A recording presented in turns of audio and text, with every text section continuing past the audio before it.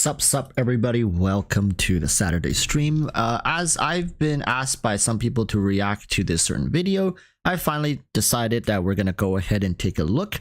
It is probably a video some of you guys have heard of. Is another Vars 2 video. Seems people want me to react to a lot of his videos, which I don't mind. I think Vars makes some really good videos. I myself don't watch them, but I don't watch most Genshin content because Genshin content for the most part is either discussion or guides and lore, right? These are the main categories, and I just haven't found too many exciting personalities for me to follow with for now. But that doesn't mean in the past I've looked at a lot of Genshin content. I think this is one of the main reasons why. Oh wait, you gotta switch scenes. I keep forgetting. I guess is one of the main reasons why Genshin as a community is so divided. It's because when people like content creators don't even bother really to mingle with each other for the most part, it seems like it's very difficult for the community, the sub communities, to get together and do stuff. Even though Genshin has no PvP, but I have really not met another community as separated as Genshin is.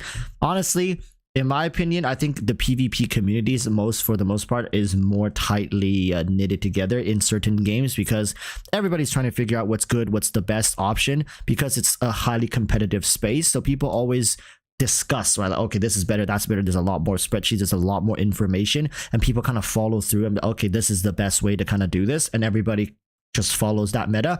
And in a weird way, it feels like people are much more connected.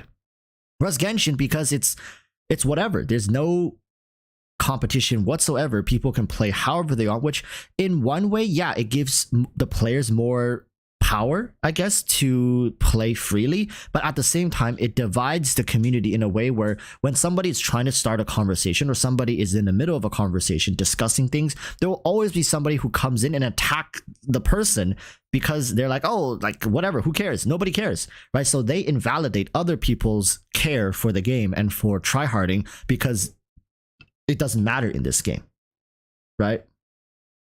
So I don't know. There's really no winning here, because on one side, when there is PvP, when there is like when there's competitive environment, there will be people who end up becoming more toxic, right? For example, let's say they don't like the meta. They think the meta is very boring and bland and everybody's playing the same thing. So then they're just like, okay, this sucks, right? And they'll say it, and then people are like, no, you suck. And then that's how that kind of becomes more problematic. Whereas on the opposite side, nothing matters, right? Literally nothing matters. It's like you can play this, you can play that, you can beat the game, you cannot beat the game, you can pick berries all day, or you can log in once a month to play the Spire Abyss. It doesn't matter.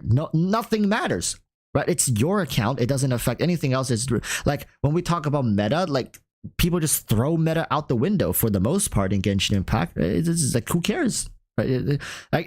It's not like you're gonna really lose out on anything meaningful by not beating the game, for example. Nor are you missing out by not finishing the Archon quest, nor are you missing out by not doing the side quest, nor are you missing out by not collecting the chest, nor are you missing out by not playing the events. It doesn't matter. You'll never have interaction with each other. There will never ever be any sort of competitiveness to this game, so nothing essentially really matters. It's a single player game, right? That's kind of how this side of the spectrum is leaning towards. Zaga is asking, where's Tectone on the Genshin spectrum? Tectone has went through quite a journey. Truly, I followed Tectone since I believe it was 2020 February. I remember it very clearly because that's when I first started playing Arknights, and man, the guy has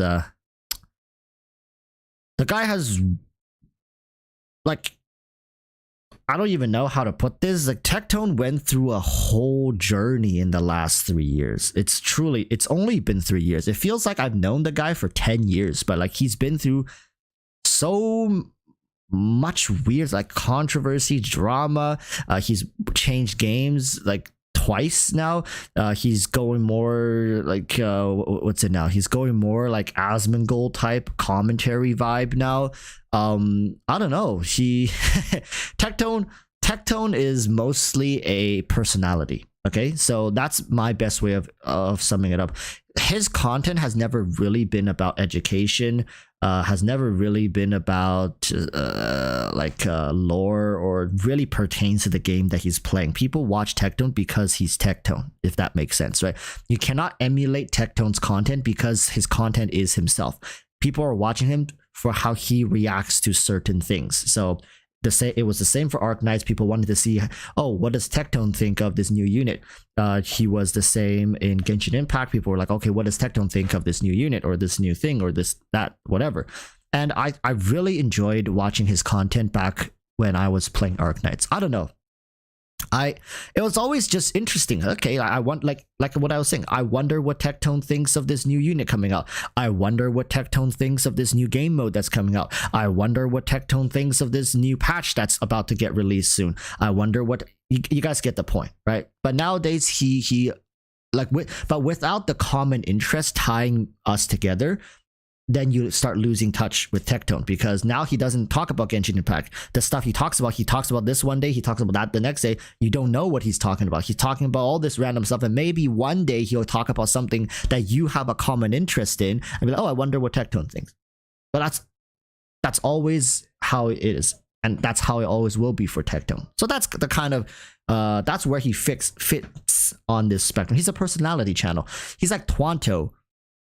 Okay, he's not like Twanto as a person, but like his content structure is similar to how Twanto structures his content. People don't watch Twanto because they want to watch Genshin Impact. People watch Twanto because they want to watch what Twanto does with Genshin Impact, if that makes sense, right?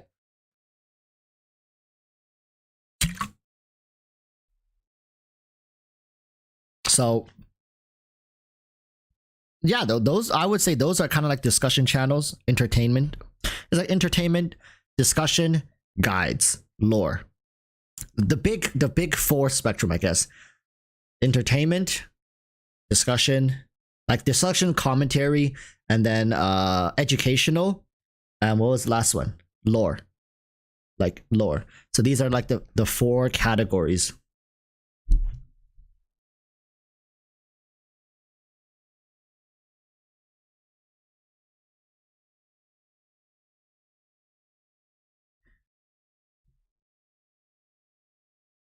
JakeL says, look at Honkai. They tried to keep meta in balance, but due to leaderboard and gacha, so Honkai have power creep.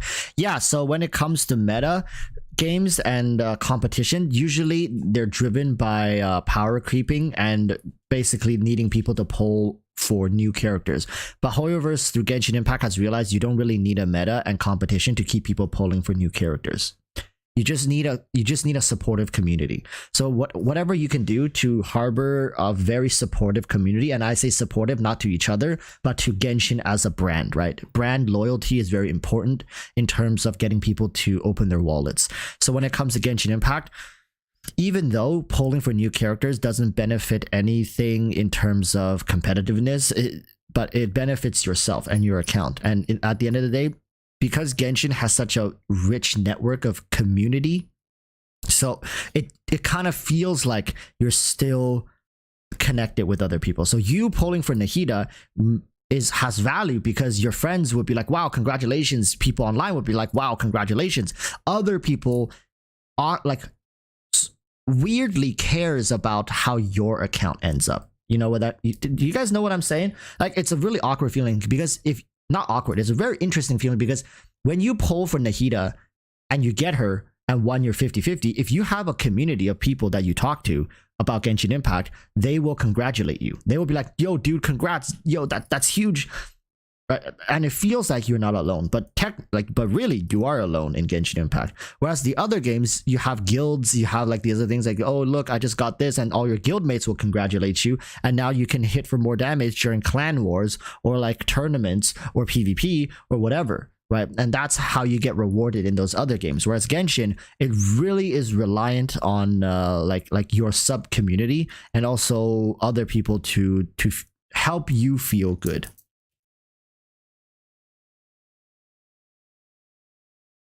Glitch Variable says, I mean, I don't draw for characters for competition. I draw for co-op usage. I like the co-op in Genshin. Single player aspects are boring and repetitive. Yeah, I mean, like, co-op does exist, but co-op is right. It's it's kind of like a side. I really wished, okay, here's something that I wish they added. I wish, for example, co-op, let's say if I choose to co-op, where is it? For example, let's just go here. If I choose to co-op this, I should have a higher chance of getting like more artifacts, right? So incentivizing co-op, for example, there's a 20% chance that I get an extra one. I'll co-op all day. I'll co-op. Trust me, I will. If you just give me a small bonus to co-op, like a very, very insignificant bonus, like when you co-op, you get bonus, or when you play with a friend, you get an additional bonus. So giving us a little more incentive to co-op will actually enrich the playing experience, right? It doesn't have to be double. I just say like, give me a 10-20% additional artifact bonus. So like, so there's a higher chance to get triple artifacts. I would co-op. I would. But right now, co-op doesn't do anything for you. It's another self-gratification mode, which I get it. It's like, oh, you have to be able to find joy in co-oping in of itself to bother doing it. If they incentivized it, then people are forced to do it, right? People are, oh, but if I don't co-op, I'm losing out on 20% bonuses. Now people feel like they're forced to do it, which in turn makes it not as fun. But I would argue that it doesn't change anything. Like, you were already just playing a solo. If you don't care, you don't care. Like, if you hate co-oping, you would still not do it. 20%, like, sure, over the long scheme of things, is a lot, but it's not like you're not going to be able to play the game if you don't co-op, right? So that's my point. I feel like a little bit of push and incentive will help make the feature feel like it's worth it. It'll actually make it feel like that you're getting value apart from getting to play with other people. But then it might make co-op a little more toxic because people actually want to clear it, and if something messes up, they can't clear it. It's just frustrating, right?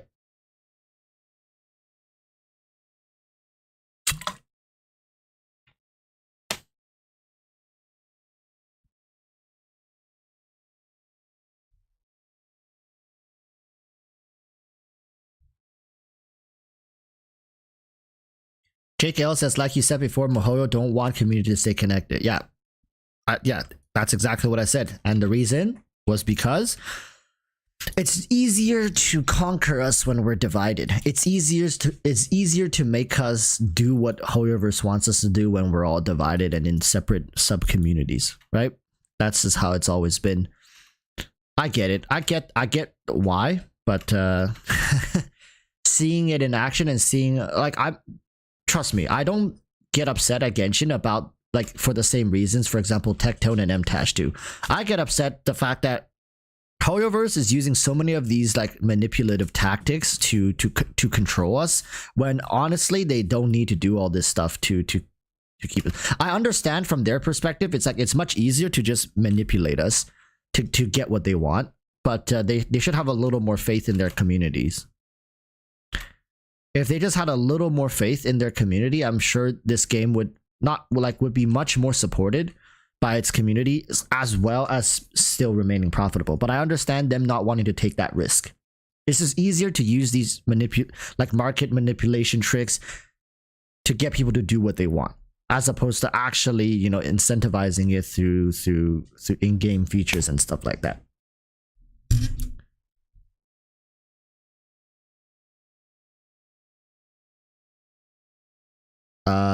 Megwester 101 says, I think they could make a raid game mode where you could play with other people and get additional word. You can do it every 2 weeks, for example.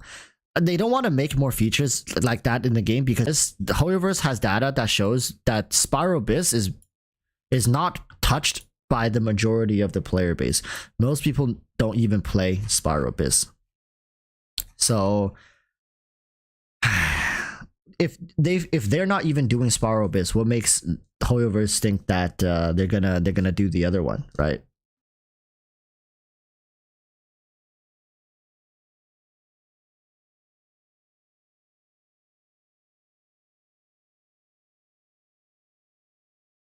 Anyone knows when will the event in Sumeru start? I'm not sure. I'm not a big like, I mean, let me take a look at the events this patch.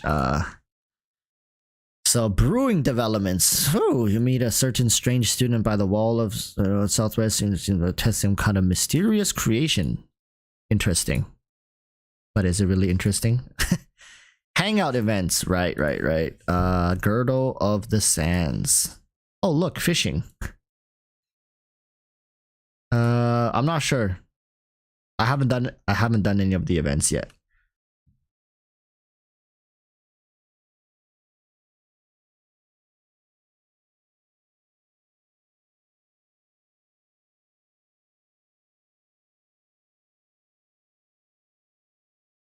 If they would give us a large amount of resin to help us farm and grind artifacts, more people would feel powerful enough to try Abyss. Well, the thing is, they also want you to stay in this game for as long as possible. If they gave you more resin, then you essentially beat the game faster, which means there's a higher chance of you burning out and then quitting the game, right? The whole point of capping resin at where it is, it's like a psychological thing as well. Trust me, it's all manipulation. The fact that, do you guys think resin sitting at 160 is like a mistake, or is like a random arbitrary number whoever set? No, they combined with how long it takes to get one resin, combined with the max resin, is Hoyoverse's way of finding out how long it takes and how often they want you to log into the game to play the game. It's all a psychological thing that's like, okay, how long do people need to be exposed to a content to progress, but progress at a pace that is satisfying yet leaves them wanting more? Okay, it's not this is not a random number they set. It's a number that's specifically set to make you feel like you still want to log in, but at the same time you don't burn out from logging in and playing the game too much. This is a number that's set to pretty much draw out for as long as you can possibly play this game without wanting to quit. I often see people quitting Genshin after about 8 months to a year. That's much longer than most gacha games. Most gacha games, people are quitting in 2-3 months. Didn't that 160 used to be a 120? Exactly. And they were able to expand it for what reason, right? You got to think, like, why does Hoyoverse do what they do? And since 160, they've never adjusted the resin ever again. It's because the 160, they realized that 120 resin, they made people log on maybe a little more frequently. Maybe people only wanted to log on twice per day, but now 120 was forcing them to log in 3 times a day, which disrupted people's sleep cycles at times and made it like a chore. Maybe people felt like it was too chore-ish. Increasing the cap, but keeping the rate of resin generation the same and unchanged, made sure that people can log in less, not more. Hoyoverse wanted to make people log in maybe 2 times per day, use up everything, and move on with their life. So the whole point of increasing 120 to 160 was so people log in less to control what? Burnout. That's it. That's like it. At the basis of this is just, we want you to play our game, but we don't want you to play it too much, because if you play too much, you get too fulfilled. When you get too fulfilled, what happens? The magic disappears. They want to keep you constantly in that euphoric state. Oh, want to farm more? Well, come back tomorrow, right? Oh, you were so close, like this artifact was almost perfect. Well, maybe next time. So you just day in, day out, grind. Right? Trust me, you'll start feeling it after about 8 months. That's like the point where people usually start feeling like, okay, this is getting a little bit, tiring. Once you reach 8 months, Genshin loses that magic. That's how long artificially Hoyoverse can draw it out. Right? That's it. Some people are 2 years in and still feels fine, but those are anomalies. Most people, once they reach the 8 month to a year mark in Genshin Impact, that's pretty much it, because that's also when you get to see a full cycle of Genshin. So if you start in 3.0 and you go to 4.0, you'll realize 4.0 is 3.0 with a different storyline and different characters, right? But the whole structure of the patch from 3.0 to 4.0 was the same as 2.0 to 3.0 was the same as 1.0 to 2.0. It's all the same. You start really strong with all the new regions, the Archon, everything exciting, and then you move into like some sub regions, and then you move into the slower patches, and then you get the summer event, and then you wait for another patch or two maybe for the the next big patch, and then it just Once people kind of see that cycle, they start to lose hope, because a lot of people staying in Genshin is with the hopium that, okay, maybe in a couple of patches, some major changes are going to happen. They still treat Genshin kind of like other games where they'll get big feature updates. Whereas Genshin has almost never done big feature updates, like a whole new mode. for the most part, it's not that exciting. When Genshin gets a new mode, people aren't that excited. When other games get a huge new mode, it's like a big deal. For Genshin, it's like, okay, let's see what other, casual mode they're going to include this time. Genshin, I don't think in the history of its creation has ever added like a true combat mode. Correct me if I'm wrong. I believe it's always just been like casual side stuff, right? The teapot was one. They also added the Genshin TCG. And then what else? Is there another permanent thing they've added to the game? Fishing, right? Fishing is a permanent feature that like that's like the 3 that I can think of. Yeah. That's pretty much it.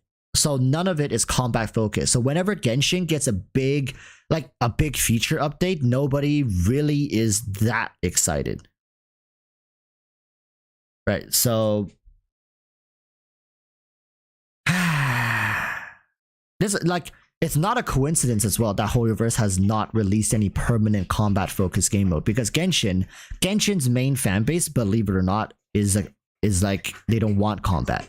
You guys might want it because you guys are not part of the main fan base. You guys might think you're the main bulk of the fan base, but you're really not.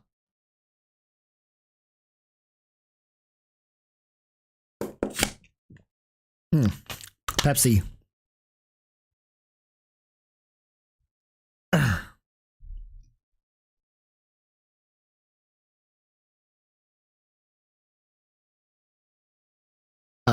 Bethesda says, Walrus, look at their career advertisement in their website.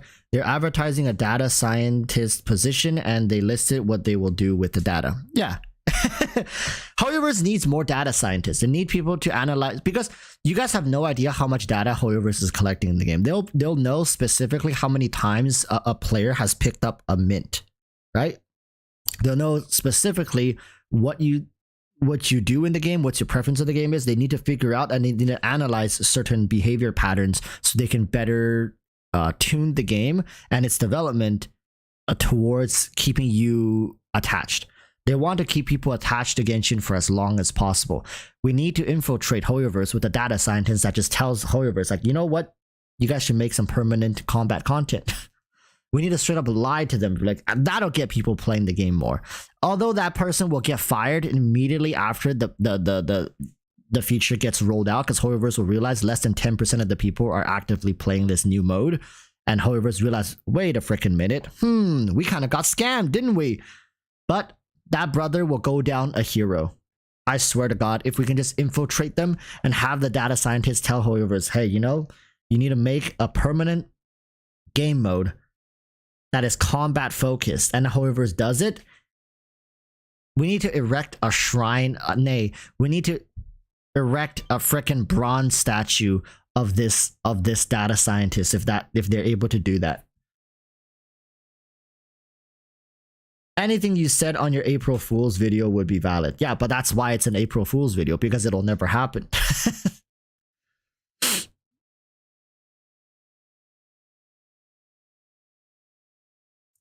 JakeL says, on population, CN population is much larger than global than most people think, and how CN play decide what Genshin will be. But yeah, I've interviewed the CN, like I've interviewed my CN friend, right? You just look at their lifestyle. How many people were here when I interviewed my CN friend? He basically told you guys everything about their lifestyle in CN. The vast majority of them live life like that. So basing off of how people live life in CN, right? It makes sense why Genshin was designed in this manner. Exactly. Yeah. Bethesda says, analyze rich users and transaction data to surface user patterns, trends, and bugs that help inform stakeholders and processes and contribute to decision making. Is that what they say on their website? Really? They straight up say that? Analyze rich users and transaction data to surface user patterns? Is that what they say? Oh my God, analyze rich user. Oh, rich user and transaction. Okay, I see. They don't mean rich users, right? Like they don't mean like whales. They're basically just saying they have rich data for you to analyze, but not rich people's data. I think that's how it's supposed to be read. I saw it as they want you to analyze whale data.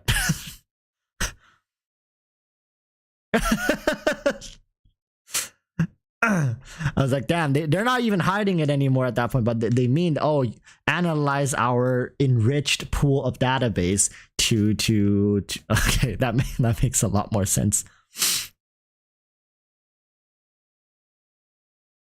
SpookyCast says, I wonder if there's people who still cares about TCG. I think none of the Genshin streamers plays it on stream anymore. Yeah, nobody plays it anymore because it was always supposed to just be a fad in the moment, and it takes care of a very small portion of the community. There are people who plays Genshin just for the TCG. Okay, there's people who plays Genshin just for TCG. There's people who play Genshin just for like endlessly grinding for no reason. They don't even know why they're grinding. They'll come on, they'll use their characters, they'll grind, farm artifacts, they'll get off. They never touch the abyss. There are people who play Genshin just for the abyss. There are people who play Genshin just as a fishing simulator. Genshin is a game that's designed for like all the masses of the sub communities, so that there's just so many different ways to keep these people engaged, but not overly like dedicated.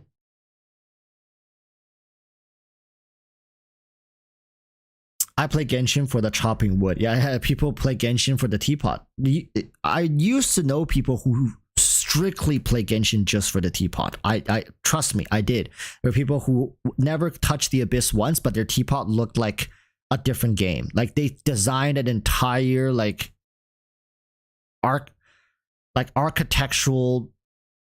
What's the word? Like they're like architectural geniuses. They work in the teapot day in, day and night. They spend 10+ hours a day on their teapot, like structurally designing the perfect villa, vacation home. It's crazy, right? And they even have actual blueprints of their layouts and stuff like that. Like these people were hardcore as fuck.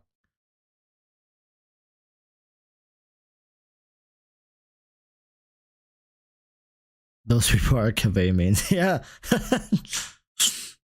Yeah, they play teapot like it's Minecraft. Exactly. But that's what HoYoverse has realized. Like it's like these people who were not touching Spower Abyss, they were spending so much time in the teapot, right? They realized they were able to mobilize a huge portion of the community to engage with Genshin Impact by not creating hardcore content.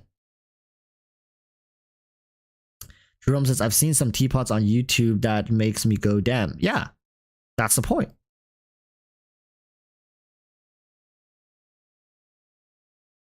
Tanabaka says, why do you say TCG was a fad before it was released? You hyped it up as the next big thing. No, but I also said that it's going to be very temporary when content creators get excited for it. Right? I said it. I was like, yeah, but once this thing goes away, people are not going to talk about it anymore. The content creators will jump on it like it's the second coming of Christ, but once it's over, nobody's really gonna. But I did say it's the next big thing, because for HoYoverse, it's going to attract an entire different group of players to the game mode. But these players aren't necessarily going to be content creators. But when content creators jump on it, it's always to farm the views, right? It's to farm the views, farm the engagement. It's what's hot. Guess what kind of videos content creators are making right now? Nahida, Nilu videos. Why? Is it because suddenly Nahida and Nilu are like meta and worthy of discussion? Or, oh, they missed out certain details? No. Content creators, the videos content creators make versus what the game is actually like and versus the direction the game is heading in is not like really correlated. Content creators are focused on the now, whereas TCG is a feature released specifically to benefit HoYoverse, if that makes sense, Tana. How HoYoverse profits and how content creators profits are also not really in relations to each other. Content creators just needs to hype up what is exciting now. Now. Right? While HoYoverse is planning for many patches in the future. So while yes, eventually content creators will catch up to the vision of HoYoverse, but by then HoYoverse again is like many patches ahead. So while yes, TCG is the next big thing, but that's for Hoyoverse, not the majority of the players who watches my content, right? I know most of you guys are more combat focused. You guys get very proud when you farm a new artifact, but currently, as it seems, Hoyoverse isn't so much interested in our sub community of players. They're focused on the more macro scale of Genshin, being how are we going to take care of everyone. The major group of Genshin's player base is a casual player base, and Hoyoverse is right now solely catered to the people that cares about a more casual aspect to Genshin Impact. You can tell exactly from the events Hoyoverse release every single patch if truly the hardcore players, the people who want more combat, are the majority of Genshin Impact. Hoyoverse wouldn't be so blind to ignore them. The reason Hoyoverse is ignoring them is because you are like, you guys, us, we are not the majority, right? And we do not contribute enough game hours and likely money to Hoyoverse for us to matter when they make decisions and create new content for the game, right? That's the reality of it. And I think a lot of newer players who come into the game, who interacts with others online, don't understand this, right? They really don't understand that Genshin Impact is a game that's designed for casuals, because there's a bias. The most of the people they interact with on YouTube and on Reddit are players who are more hardcore, because the casuals aren't engaging with us online. But the casuals are the ones who likely maybe pay money offline basically, and they'll never have to share this information with anybody else. They don't care about being a part of a sub community. So in the end, at the end, they just go like, oh, you know, I'm just gonna spend $200 a month. And enough of these people are doing it to the point where Hoyoverse is like, okay, we need to keep these people around. We need to make sure these people are satisfied. Let's analyze their data. And through the data analytics, it's like, okay, they're gonna enjoy something like this more so than something like that. And something like this is casual. Something like that is non-casual. Tech Device says, who are these people who think Nahida will get Venti treatment? Venti was the first unit made and Hoyoverse did not know what they were doing then. Okay. Techie, just go to my video. Go to my video today. There's already comments, people defending Venti, and there's people like talking about this stuff. There's people saying Venti is still one of the most OP characters in the game, and everybody should pull for Venti.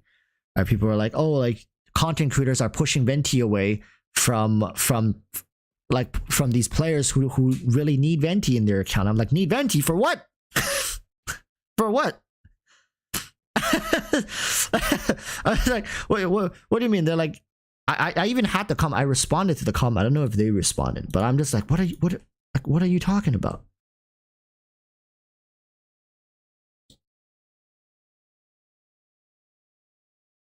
I need to find the comment.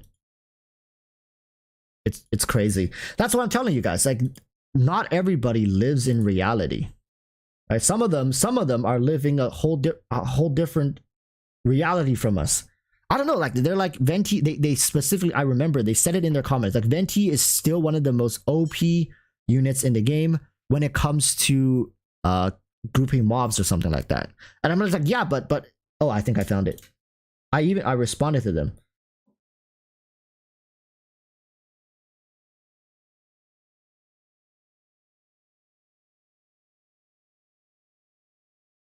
So here it is. I'm not going to show you guys the name, so I'm just going to copy the comment, and I'll show you guys in Paint. So this is the comment, okay? I'm gonna put them on blast just a little bit. Shukai, thank you for the 1 gifted membership. Thank you, my friend. Welcome back, though. Marcus Bullock was gifted a membership. Welcome back. It's been a while since we've seen you around.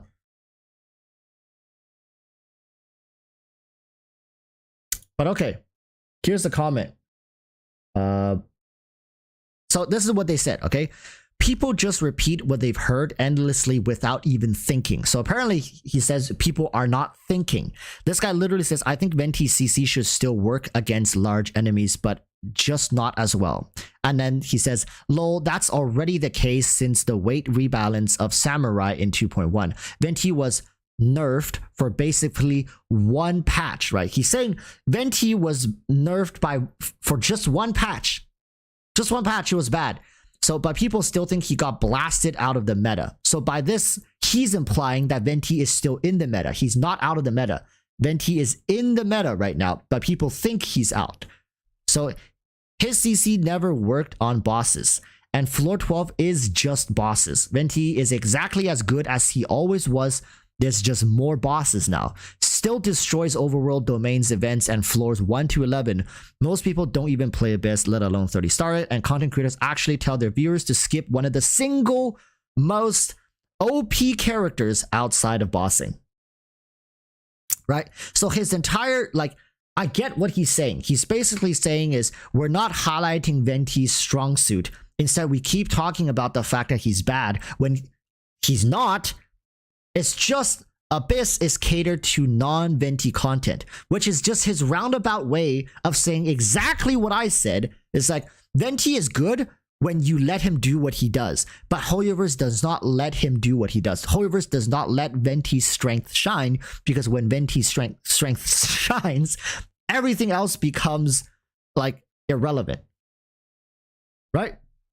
Everything else becomes irrelevant. They can't balance the game anymore, because when Venti shines, you cannot do anything, because he just sucks everything into one group and they're dead. They're dead. Like, doesn't matter. Like, what? You're gonna double, triple, quadruple their HPs? Doesn't matter. Venti's burst is pretty much used off cooldown. You can frickin' 100 times their HP. It's not gonna be like any sort of, there's not gonna be any difference, except you're just gonna take longer to kill it. But you're still just sitting there pressing one button, grouping all the enemies into one single spot. They can't do anything. They can never fight back.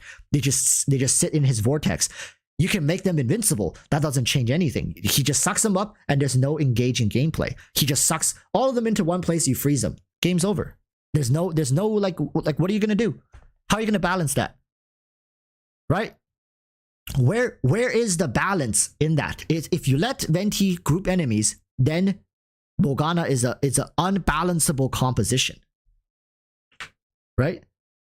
So that's what I keep saying. It's almost impossible. I mean, no, it damn well near is impossible for them to let Venti be very useful without him being broken.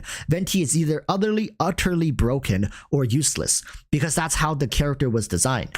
But my suggestion, so here it says, this guy literally says Venti CC should still work against large enemies, but just not as well, which is what I said in the video.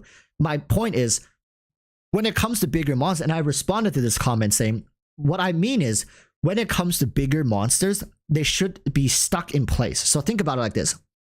Venti's vortex is here. These bigger monsters, they cannot run away from the suction of Venti's burst. So while they are not all sucked in and grouped together, they kind of end up stationary where they are. They try to run towards you, but they can't, because the suction is keeping them in that general area. As long as they're in that general area, then I'm okay with it. I don't need all these big monsters sucked into one single place, but the big monsters they can still use their abilities, right? They can still, for example, there are certain monsters that should be still able to jump up and then land on you. Sure, let them do that. But overall, I think the bigger enemies should still somewhat be affected by Venti's suction. So in that regards, his CC likely still would be relevant, just not as utterly broken against these bigger monsters, right? So comments like these, like Techie the Virus, comments like these, it's really problematic in my opinion, because look at how they end their statement, right? Most people don't even play Abyss, let alone 3-star it, and content creators actually tell their viewers to skip one of the single most OP characters outside of bossing. I don't know anybody who struggles clearing Genshin Impact events or domains. I honestly don't. If you guys know people who are struggling to beat Genshin like events or Genshin domains, or you guys know anybody who's struggling in the overworld and is like, oh my god, I need a Venti or else I can't beat the overworld.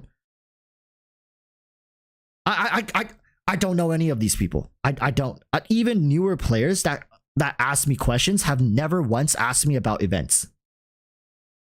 Never.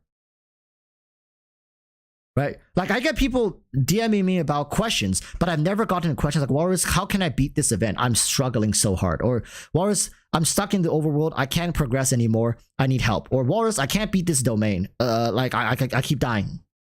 Never, not once. It's always 100%. It's always, Walrus, what do you think of this team for Abyss, this rotation of the Abyss 12? Walrus, what can I do to clear Abyss 12? Walrus, what team should I use to beat, like, even Abyss 10, Abyss 11? Like, newer players get stuck at like Abyss 10, 11. They get stuck. Like, I'm stuck on this chamber. How do I clear it? How do I max star? How do I 9-star floor for floor 11? Never once has anybody asked me about events. But I don't know. I might be out of touch, or people might not see me as somebody who will help them with events because I constantly say I don't play events. Right?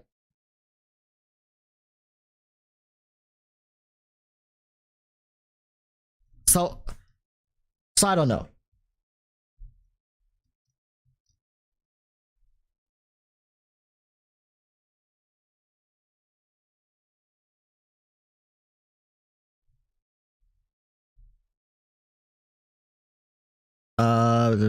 Junior Iwase says maybe because anything that you help with in Abyss can be solved with a YouTube guide. Yeah, but the thing is, my point is, people ask me more about the Abyss, even though there are guides online, but there are still many, like many people asking me for specific account advice. Right? So, but not once have people asked me about like, for example, right now, if we go on YouTube, let me see. If we go onto YouTube, can we, like, and we find what's, for example, what's the current event going on in Genshin Impact? Is there a guide for this? Brewing Developments. Let me search Brewing Genshin Impact. Brewing Developments.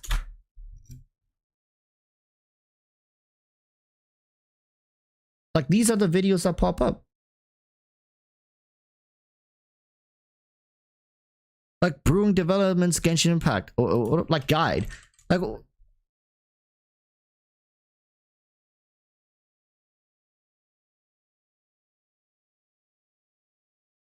how to beat Brewing Developments. Like, what Genshin Impact? Is there even somebody making a guide for this? How to beat Brewing Developments? It's like the same videos, right? It's more showcase. So people are showcasing their runs for Brewing Developments. It's like, who's needing help with this stuff? Who's struggling in this type of content? And on top of this, they always add free characters.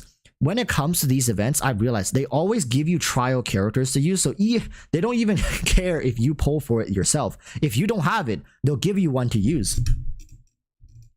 Nobody is struggling. Okay, thank you. Nobody is struggling. So why does this comment imply that a character like Venti is needed to crush these events? Because this is implying that people are actually struggling. Is it not? Like, oh, you need one of the most OP broken characters to run these events in these domains, in these overworlds, and floors 1 to 11. I mean, even like, wait a minute. What's going on in floor 11? Let me see. Is Venti even good in this rotation of floor 11? I don't think so. I don't, like, from what I remember, I was on floor 11 when I stopped playing. I was like, I think even right now floor 11 is full of unCCable. I remember the Scorpion was in floor 11. Look, I didn't even finish.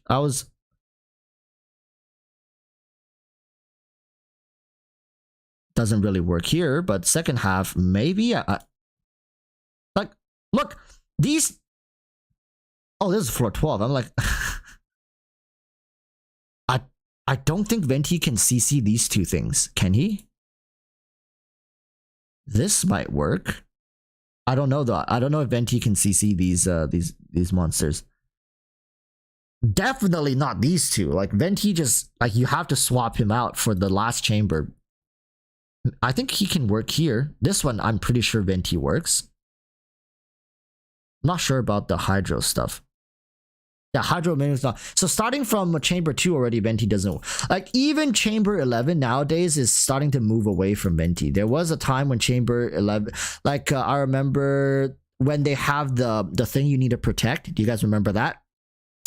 When you have that thing that you need to protect and like make sure the enemies don't hit it, Venti was pretty good for that. You kind of just suck the wave in, and blah blah blah, they just die, right? Like that was pretty good, pretty easy.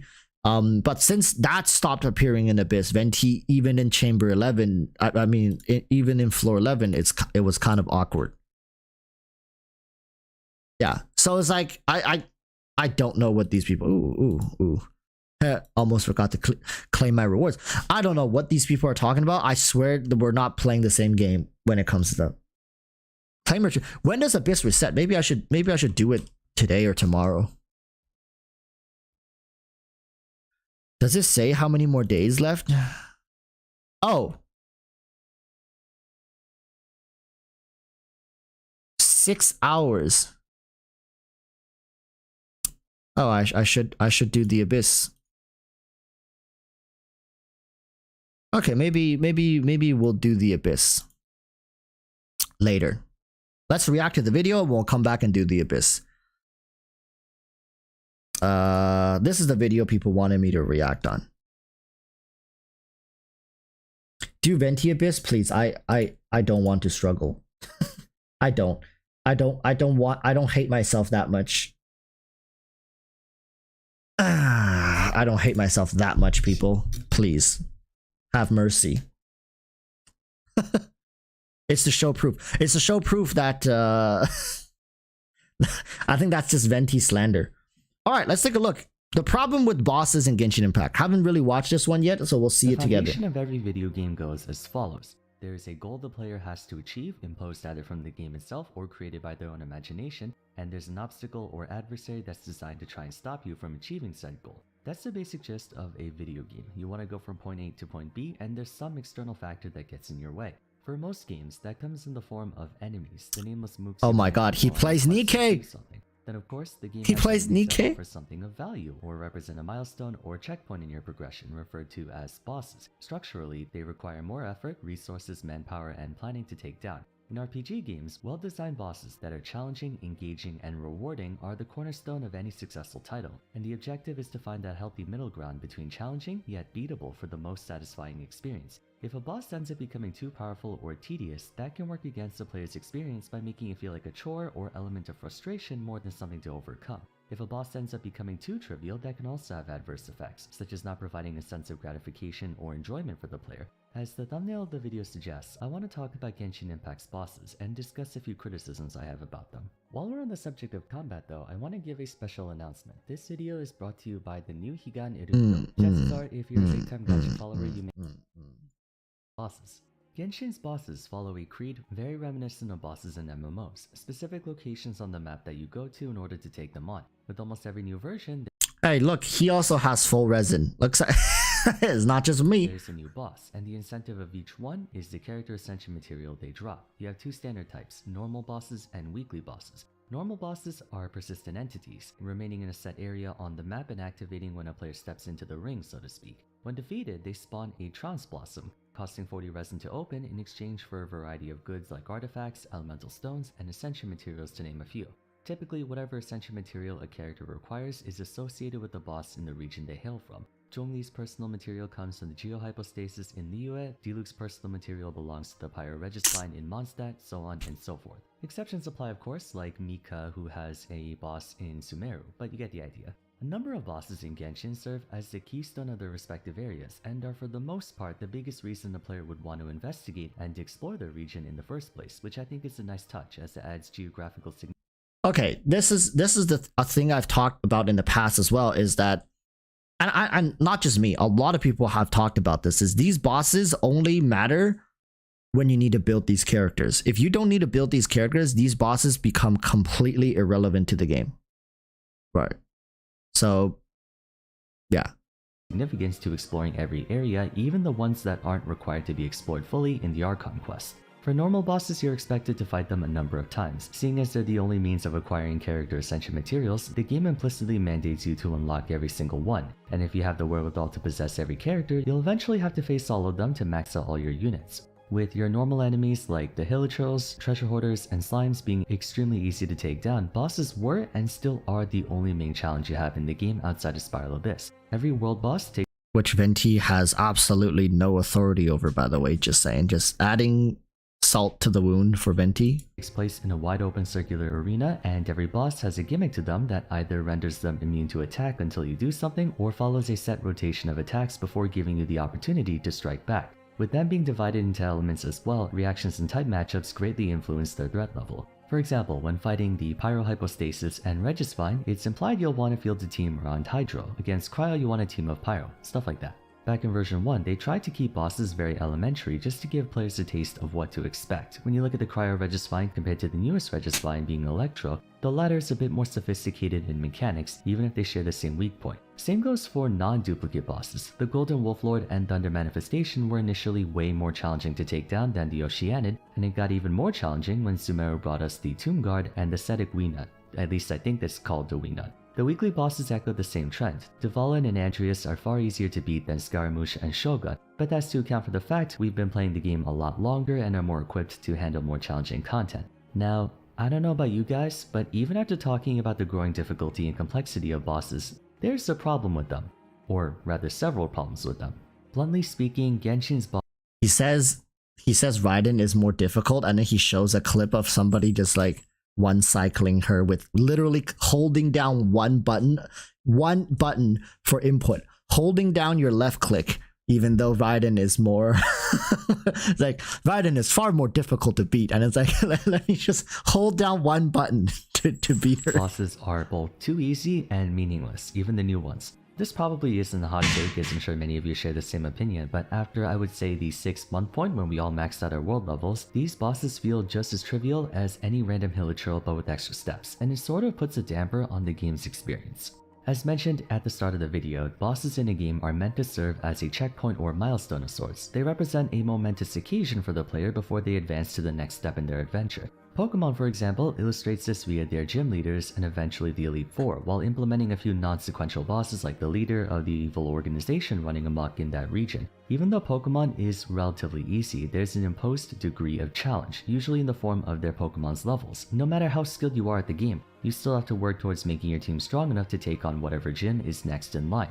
Genshin Impact doesn't have a progressive difficulty curve as the game is meant to be played endlessly. There's no start and end point. Instead, the strength and accompanying challenge of the boss is affected by the character's world level, a universal difficulty parameter that makes enemies more challenging the higher said parameter goes in exchange for more or better rewards. With the game allowing only a limited amount of progression each day, assigning a static level and difficulty to every boss is anything but a good idea. Year 1 players will always be further ahead in progression than Year 2 since they had a full year extra to play. The world level mechanic is meant to be considerate of a player's circumstances, and so they can adjust the difficulty at their own discretion. But even when turning the world level all the way to the max, bosses are ridiculously easy for players who've been playing for a while, and frankly, even for those who haven't as well. It's gotten to the point where a fully geared team can steamroll a boss in a matter of seconds provided they don't have invincibility frames. Theoretically, the world level is supposed to scale every boss and enemy in difficulty to maintain that consistent challenge, but I feel like it's failing to do that. A lot of this is a result of Genshin following the early game hell trope, where the early part of a video game is often the hardest due to the lack of resources, skills, money, equipment, characters, etc., lack of opportunities to grind or acquire said material.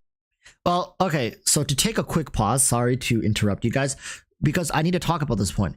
Because Genshin's gratification comes in a different way than, like, let's say Pokemon. Pokemon, the constant growth towards endgame when you can, and then you finally, the endgame for Pokemon is PvP, right? Like, I don't think I'm wrong in this. The whole point of playing Pokemon in modern day to grind up and stuff, or to shiny farm or stuff, there's a lot of features that's locked behind beating the Elite Four and stuff like that. Finishing the Pokédex, right? It unlocks certain features. You can get into the Frontier Towers, right? The Battle Tower, and then you can farm the PvP items, and you can breed perfect Pokemons, which then you can take into like online PvP. That's Pokemon, right?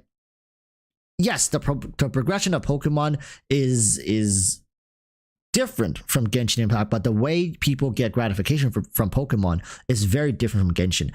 The whole point of Genshin is you build up your characters and then you trivialize content. The whole point is to trivialize the content. Once you can feel like you trump these bosses, these world bosses, the Abyss challenges, then you can say by all means you've pretty much completed Genshin. That's the whole point. People are farming for the artifacts, getting that perfect artifacts. So this resistance from the bosses should feel less and less and less and less as you scale up better and better because of the world level scaling that Genshin Impact uses.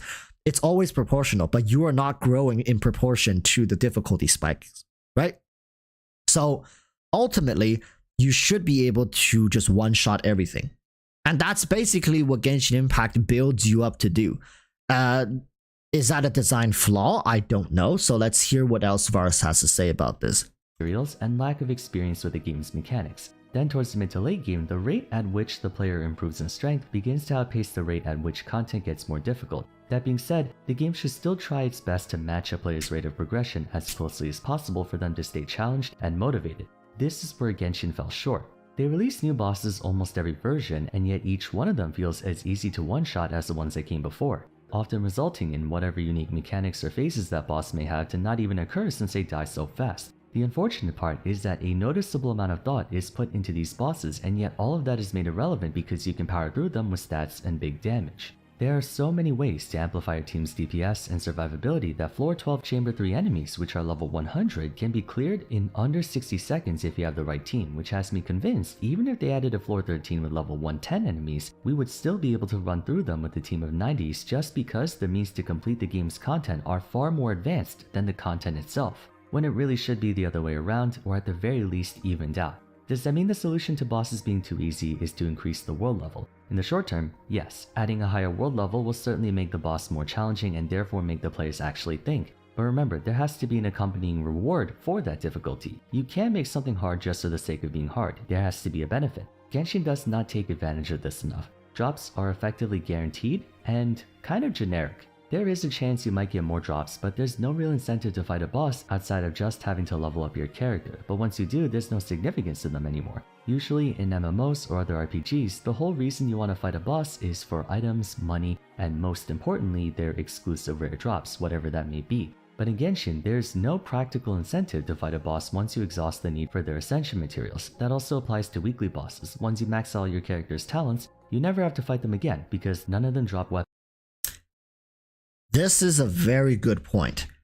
Hear me out, chat.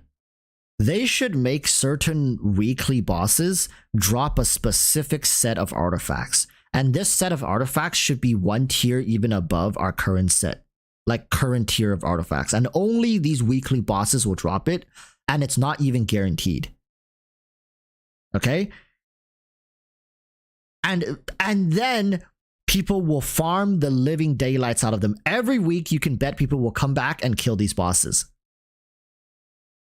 Right? And then these artifacts are very universally OP. So think what's that set that everybody farms for in Inazuma? The emblem set. So think the emblem set and crank it up even more. And that's basically like, let's say Raiden Shogun, what's her name? The dead woman, the one that got turned to ash, the one that won't become playable, the woman from from Shiznaya, the one that people wanted to play, had the hots for, but can never play again, because she's dead, and dead players. Oh yeah, Signora, that lady, right? That boss, Raiden Shogun's boss, and whatever. I think there's one more in there somewhere, but yeah, that one plus Raiden should be able to drop this new artifact set. Same with the Sumeru one, and it should pertain mostly to like the Sumerian and Inazumarian and also Mondstadian, Liyuean characters. So the weekly bosses from those regions drop artifacts that are really good for these characters, right? So I think that would be a great change. I would love it. I will farm it. I haven't farmed weekly bosses in forever. The last time I farmed it was for Scaramouche, I think, because I need the talent materials to level up my Sumerian characters. Yeah, but that's it. weapons, or unique set of artifacts. It's all the same Wanderers or Gladiator stuff that you can get from the Strong Box by trading in junk artifacts anyway. So in a way, bosses in Genshin are no different from regular enemies. They just have more HP and their own personal room. Some of you might try to argue that Genshin was never meant to be, like, MLG tryhard sweaty gamer, and that I shouldn't compare it to an MMO because Genshin is a casual game, not something you have to grind for hundreds of hours. While that is true from a technical standpoint, I'm not saying we need 30-man raids that take hours on end just to complete one run. In fact, that's what the world level mechanic is for, to let players have control over how challenging they want the game. For those who want a more mellow and laid-back experience, they can choose a lower difficulty provided they're okay with less rewards. Those who want a more challenging experience can opt into that and have higher rewards. Moreover, difficulty in and of itself is only a small problem with Genshin's bosses. As stated earlier, there should be incentives for players who do want a challenge or to grind for a long time. Throughout the past 2 years, I've heard comments from players who detest the idea of raising Genshin's difficulty because that only makes bosses take longer to kill and as a result make them more tedious to fight.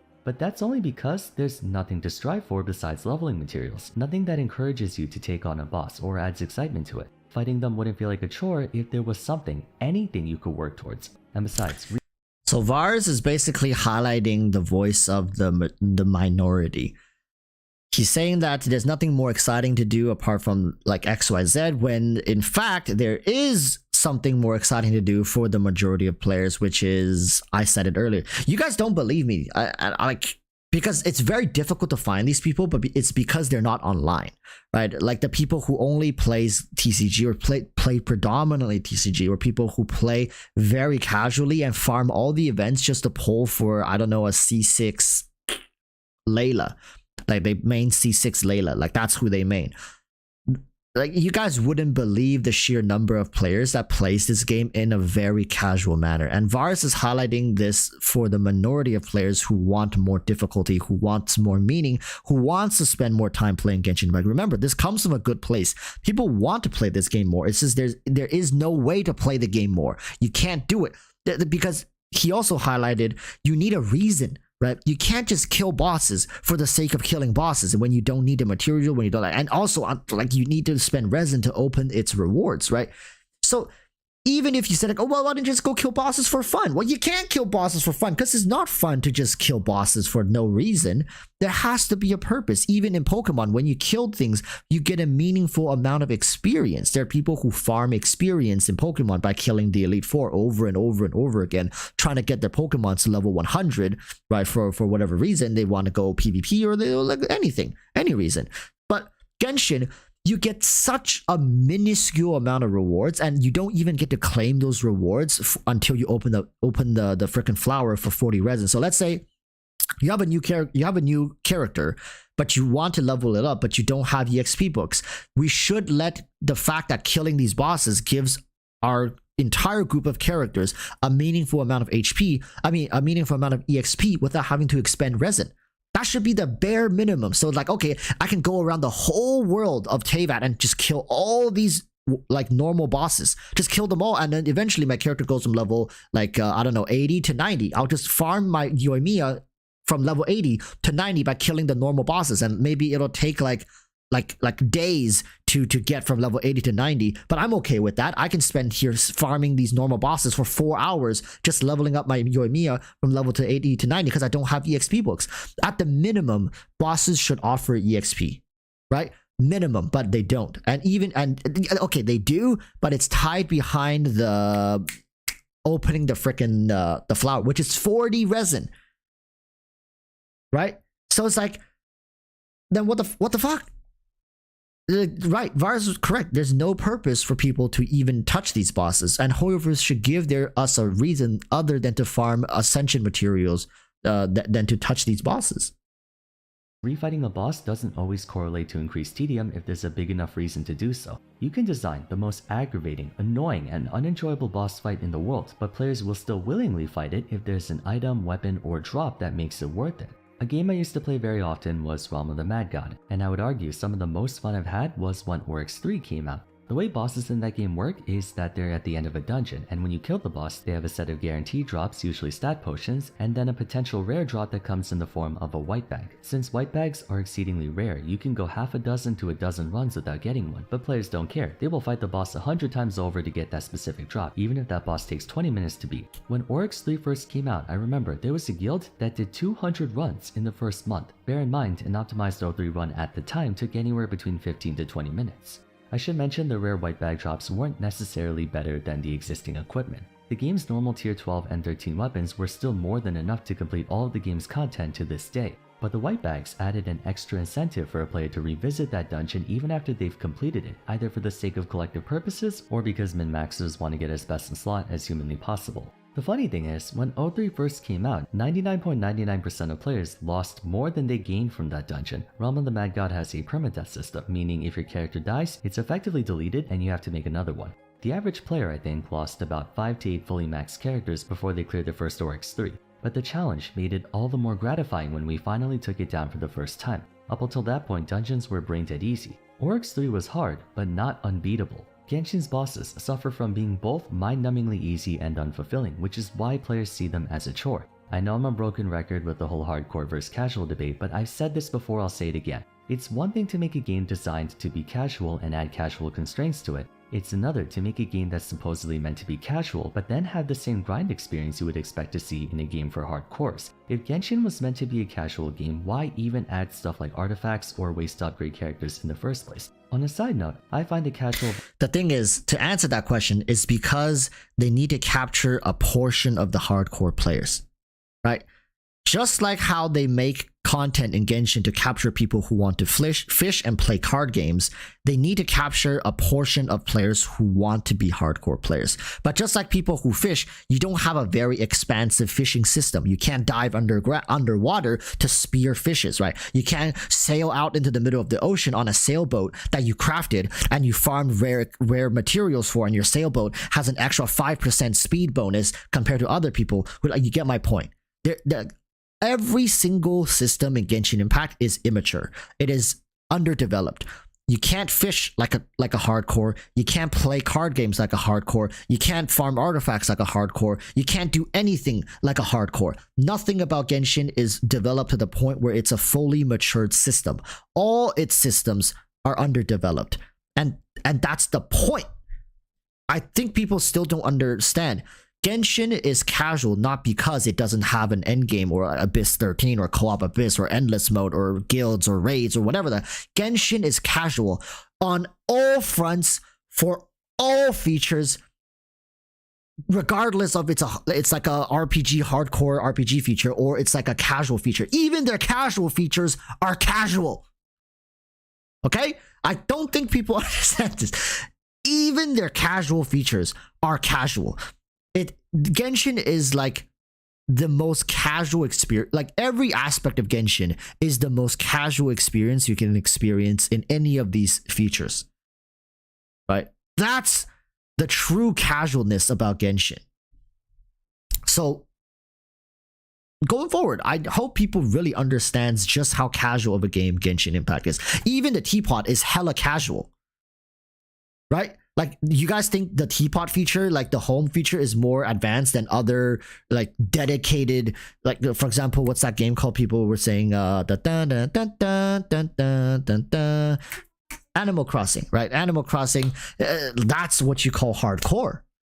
So come on now, people, let's not pretend like casual features in Genshin is hardcore. None of them.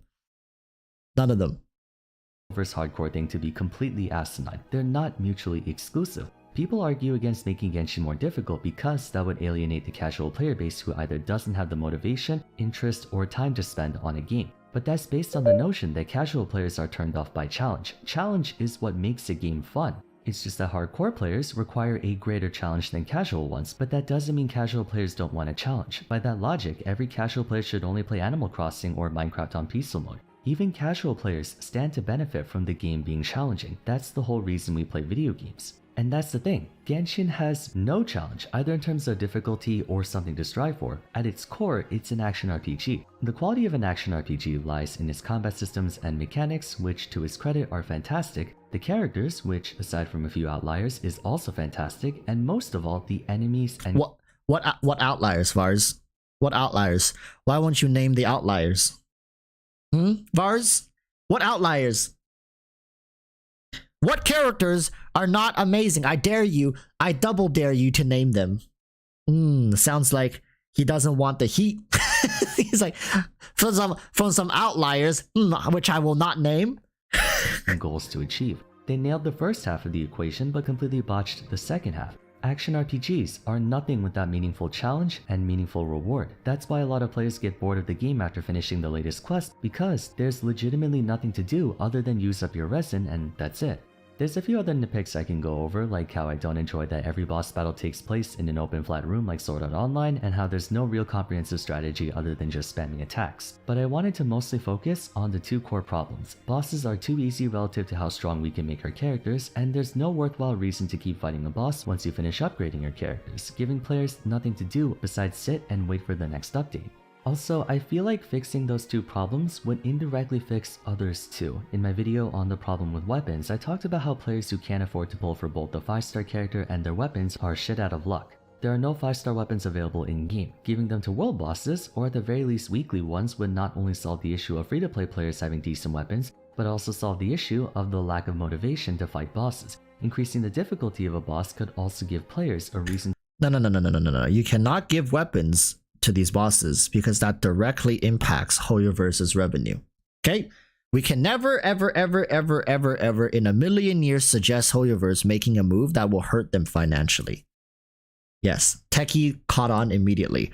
While it would be okay, and we have to separate a good feature from this equation, because yes, something could be a good feature, but as long as that good feature doesn't make HoYoverse money, it becomes irrelevant.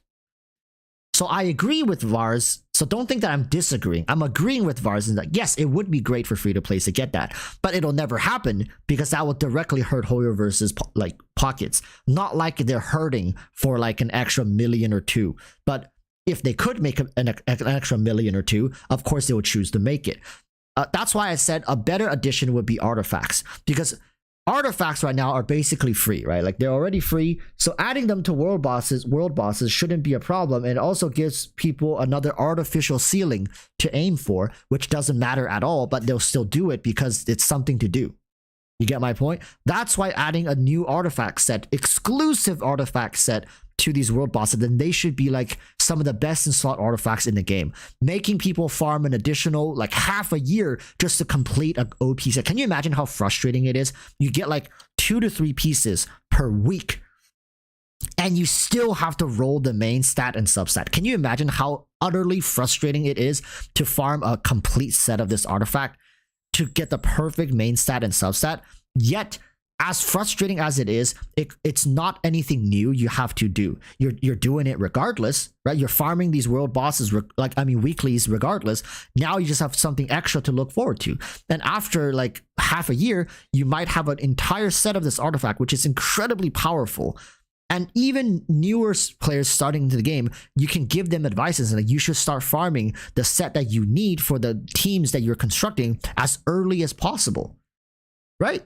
Even the for example, the 4-star set of the weekly boss set should be stronger than even modern day 5-star artifacts sets. So even early game players can already look towards these features, which it's a huge benefit. But obviously they won't add that because why would they?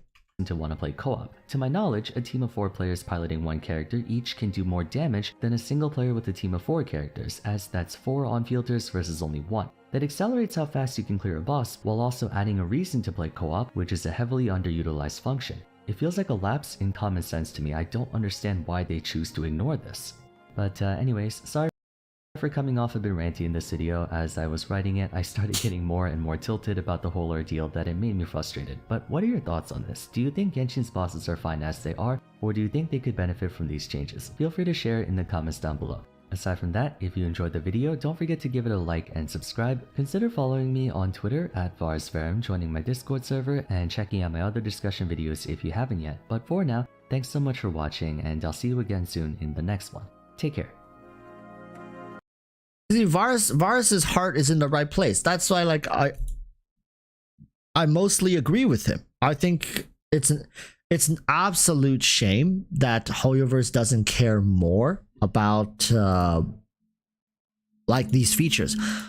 Remember when I said back in like patch 2 point something, it was like 2.1 or maybe even earlier than that, I said there's a lot of underdeveloped features in Genshin, and it's not just like these main features.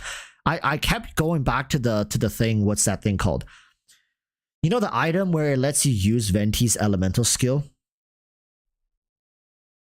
What's that item? The bottled air thing. The updraft.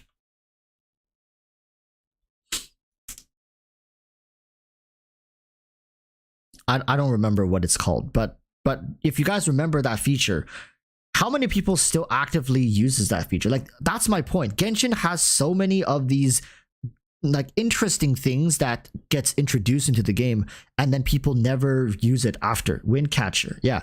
And then people never interact with it ever again, and it's just there in the game with no real purpose, right? So it's like there's so many underdeveloped features. It always seems like somebody came up with an interesting idea at a meeting, and then Dawe was just like, yes, implement that. And then after they implemented it, they never talked about it. It never came up on the meeting again. Dawe completely forgot about it. So these features are never utilized anywhere else. Junya Iwa says, you know, all this time I've been watching you, never thought to join a Discord. Yeah, we have a Discord. We have a Discord of like thousands of people. So if you guys ever want a place to go to talk Genshin, to discuss like other games as well, we have like Genshin, Nikkei, like RPG games, and we have a bunch of games. We're going to open up more channels for people to talk about more games. And maybe in the future, if Honkai Star Rail comes out, I might be covering it consistently. We might even start a guild. I don't know if they have a guild feature. Maybe they do, maybe they don't. I don't know. But when I make my own guilds, I always use my Discord as like a hub to communicate as well. So if you guys enjoy a general gaming community, yeah, join my Discord. A little shameless plug there. I actually haven't plugged my Discord in like over half a year, I think. Junior says, also my bad earlier, I meant events and not Abyss when we were talking about why people ask you for advice. Right, yeah, I saw that because you said afterwards that you meant people, there are guides for these things online, right? JakeL says, Walrus, do you ever read your own server Discord? So this is the thing with what I do in my server. I almost never talk in the general chat, but I always go in there once every couple of days to just read what people are talking about. I don't catch up on everything because I know most of it is just casual conversations, but I do lurk. But I don't really interact with it, because what ends up happening is that whenever I interact in my own Discord, I always end up derailing the conversation. So somebody could, 2 or 3 people could be having a very good conversation and discussing things, and I come in and say hi, and then they stop talking about that, and then they start, oh, hi Walrus, what's up Walrus? Which, yes, it's nice getting all the attention, but I also don't want to derail people's conversations. You know what I mean? It's a weird thing, right? Like I appreciate people caring about me being around, but it also feels bad when maybe one of the 3 people were actually engaged in that conversation and wanted to find out about something, and me coming in completely derailed the whole thing.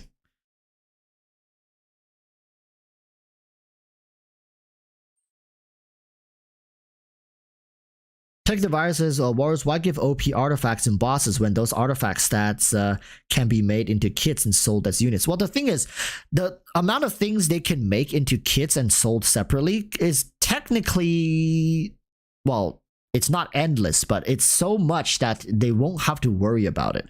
They can, like, even if they made one thing into these really good artifact sets that people have to grind for, they can still make something else just as broken and incorporate it into a kit for an Archon or a really good character to sell to other people, right? These features and stuff can be very unique. Like, for example, Nilu's whole kit is incredibly unique, but it utilizes Denjo and Hydro characters in a very interesting way. So characters can be as unique and different as Hoyoverse wants it to be, right? Whereas these OP artifacts could give people a very, very long-term goal to eventually work towards. And it's also widens the gap between new players coming in and gives them a longer timeline to spend within Genshin, being like, okay, nowadays people can spend 4 months or maybe under 4 months to basically catch up, if not surpass even like players who have been playing for years. Now with this new thing, people who come in let's say if this new thing gets released in 4.0, players who join the game in 5.0, not only will they have to catch up in terms of meta teams, they also have to start farming these weekly bosses as early as possible to catch up in terms of these new artifacts, right?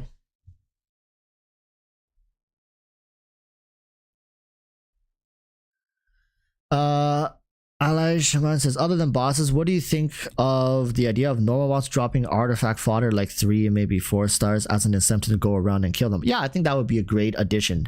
And it shouldn't be 100%, but I think let's say there is a 20% chance for a mob to die to drop a 3-star random artifact of the region. And then there is maybe a 5% chance to drop a 4-star version. And maybe there should be like a 0.05% chance that any monster that gets killed in the overworld drops a 5-star artifact of that region. Right?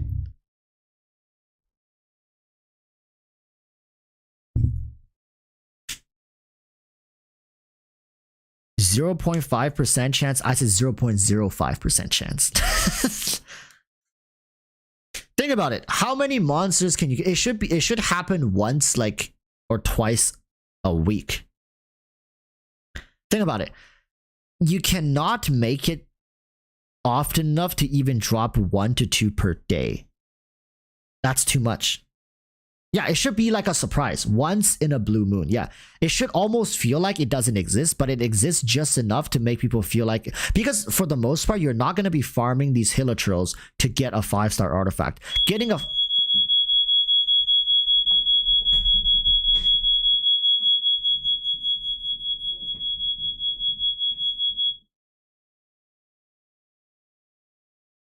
Interesting. I think Hoyoverse is here. I think Hoyoverse has finally found me. Dawei is here with a SWAT team. I almost started rapping. Yeah, come on. Oh. Dawei is here with his SWAT team to finally get the walrus. Dude, go check it. My roommate's cooking. I can smell it.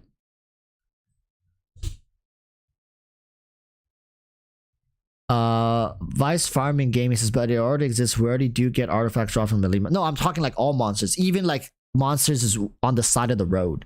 Like even small monsters. I know the elite monsters do, but we want it for all monsters. All monsters should have. And what could end up happening is you can establish a farm route, and I think normal monsters should respawn a little faster. I think maybe monsters should spawn like every 2 hours or something like that. Walrus, who is Beluga-chan? Beluga-chan? Beluga-chan, come here, Beluga-chan. Okay, just show your hand. I will introduce you guys Beluga-chan's hand. Come here, Beluga-chan. Jabba is not come hereable. Look, this is Beluga-chan.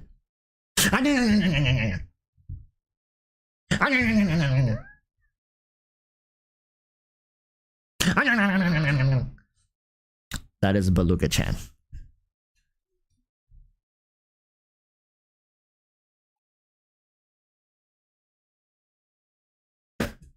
Okay.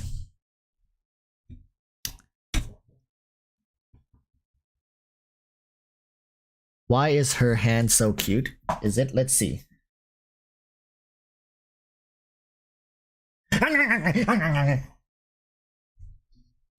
It's a small hand. Look. Let's compare hand sizes, Beluga-chan.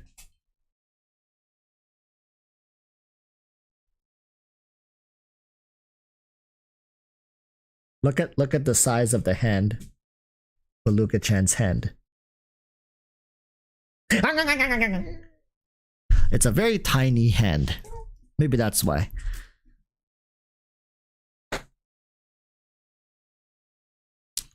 Okay.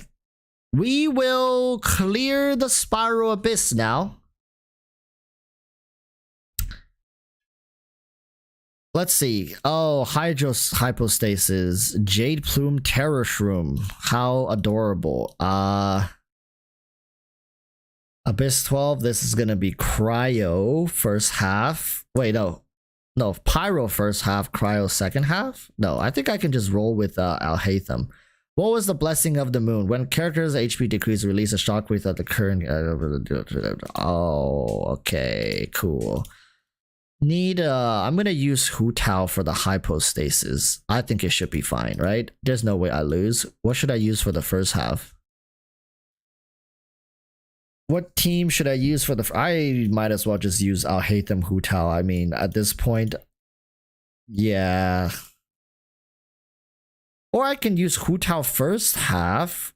Alhaitham second half. What do you guys think? Okay. Got Alhaitham. Got his weapon. Artifacts. Good. Where's Hu Tao? Artifacts. Good. Weapon. Good. Zhongli needs his artifacts back, if I remember correctly. Yeah, I yoinked some of his artifacts to Nilou, so we'll take that back. I hate doing this because it's like I keep forgetting who has what. Where is Nilou? What is Nilou there? Right here we got this. Then we got this. I'll take that back. Yelan is missing pieces as well. So emblem. So she's missing an emblem piece. What?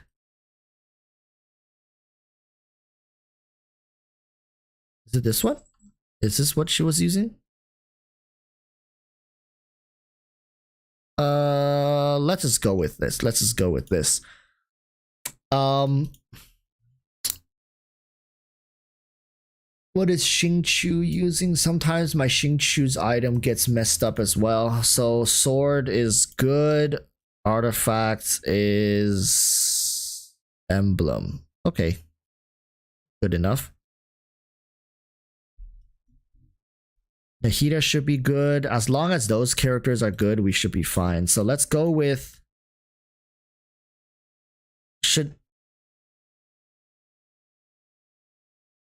I'm gonna go with Hu Tao's second half just to see. So I'm just gonna use this team to see if I can blow through it. What am I looking for? Oh yeah. And then we always run this. And who was the last one that we run? Oh yeah, Raiden Shogun. That's right. And then we got Hu Tao, double hydro. Double hydro. There we go. Okay, chat. Plus 18 circlet. Yeah, I keep telling you guys. I stopped caring about my character progression once I can beat the Abyss. And I've been beating the Abyss for a while now. Oh, puppy. No. Oh.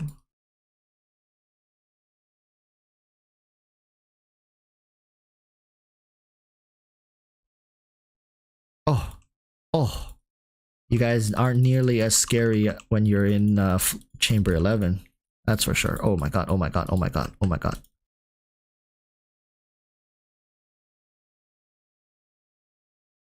think this should kill him. There you go. Yeah.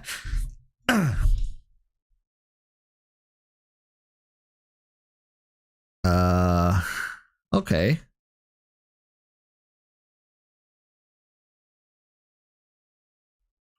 Oh, I keep forgetting these things apply cryo.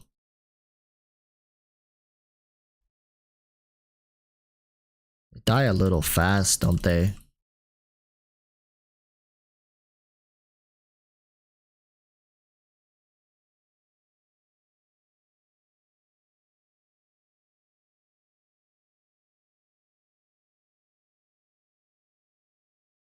This might be a little annoying because I have to deal with them one by one.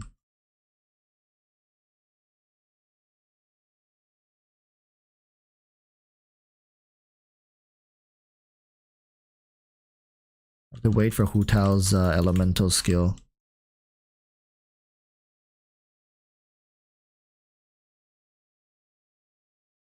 No! I was avoiding them very well.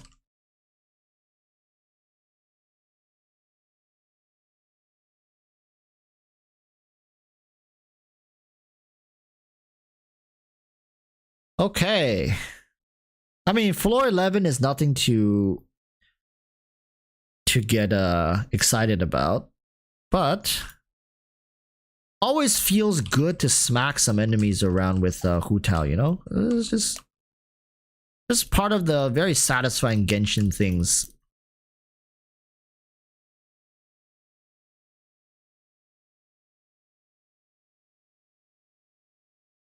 This is also pretty satisfying, I do have to say. Isn't Dendro very weak to cryo shields? If I remember cryo shields were kind of annoying for Dendro to deal with, but Oh, this one's gonna be fun, people. This one's gonna be really fun because of Zhongli. Literally doesn't matter, and I get free vaporized for Hu Tao. Oh my god.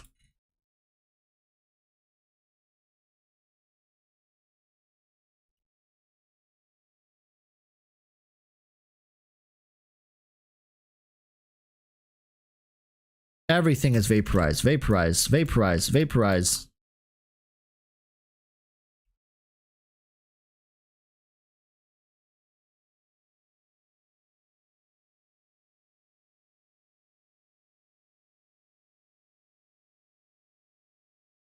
Vaporize, vaporize, vaporize. I've never felt so powerful.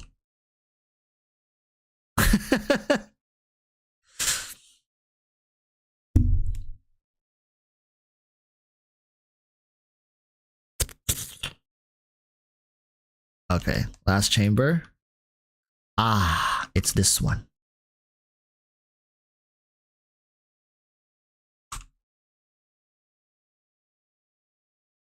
Doesn't this thing have increased Dendro resistance?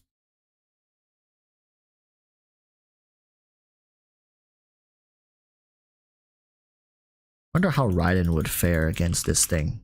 Let me just test it.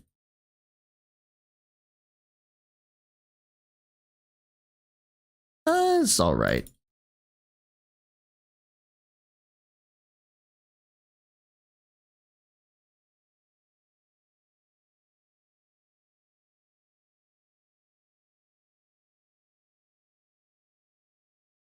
It's alright. Just 160k. Yeah, just. It's fine. Without buffs, pretty much. Oh.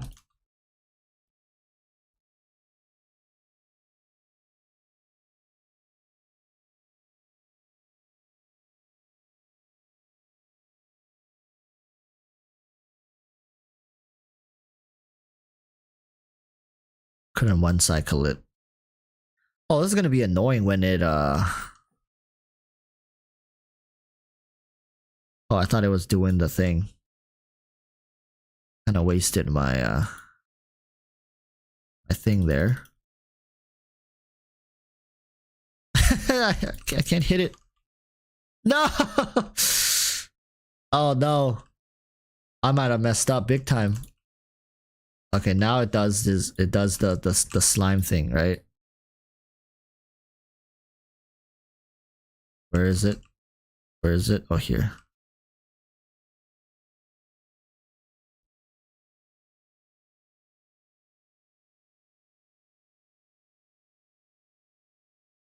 No, I don't have enough CD for this.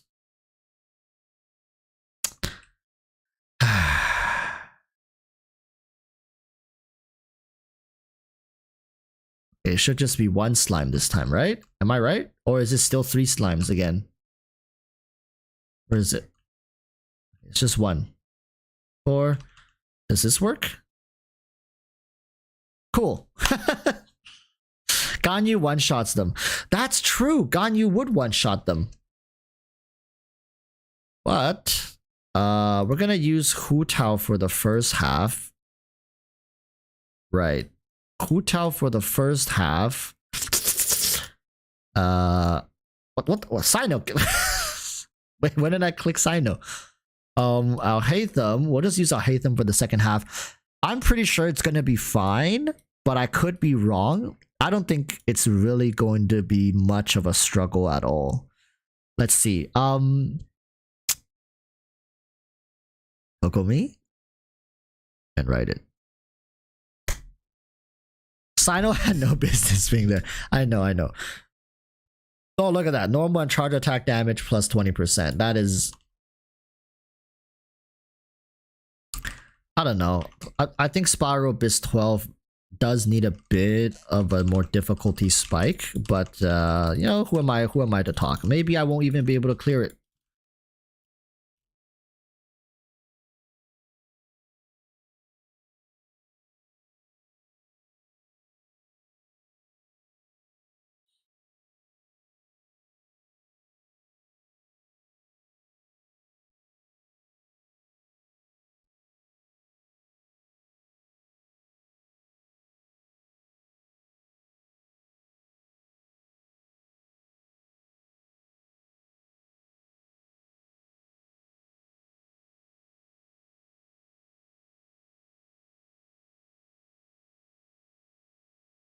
Nice.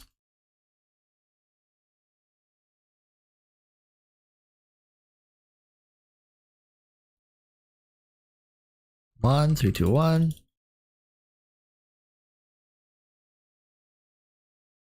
Bennett would be so busted against this dude.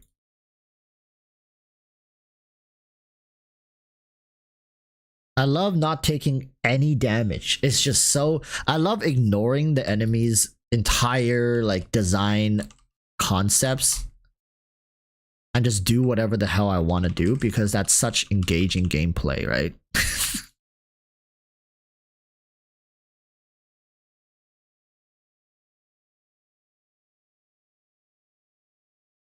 Wow, look at that. I mean, look at this. This is like peak game design right here. I love it.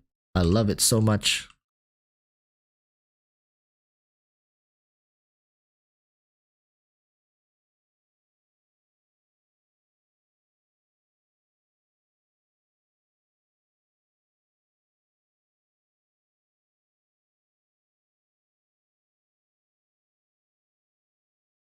Oh my god.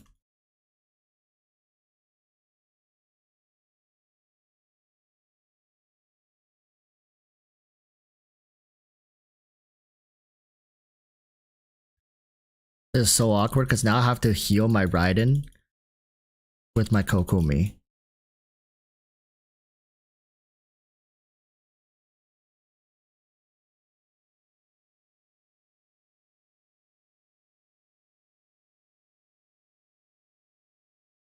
That's the first chamber done.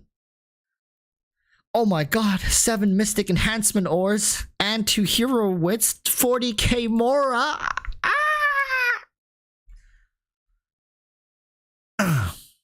What do we get here? Healing effectiveness. No, please. I'll take more damage. Thank you very much.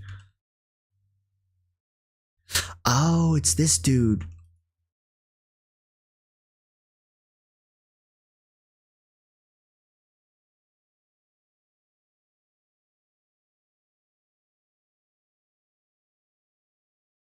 Man, if only I had Venti. I wish I had Venti. It would make this dude so much easier, right? I had Venti. Venti would trivialize this boss.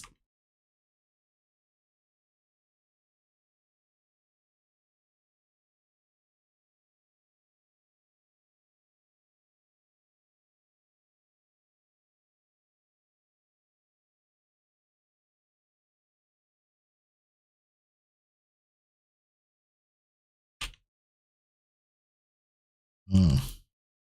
Yes. Give it to me.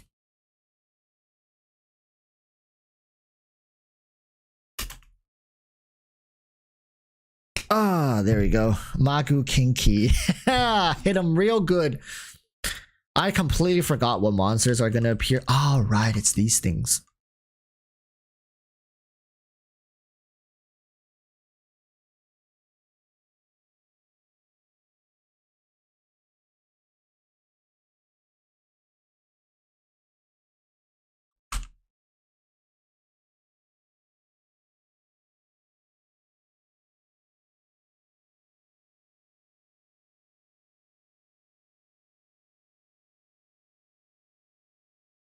Didn't the Hida's mark miss this dude?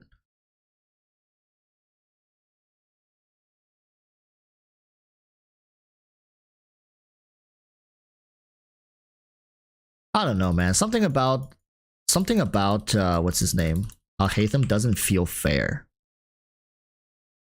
It just doesn't.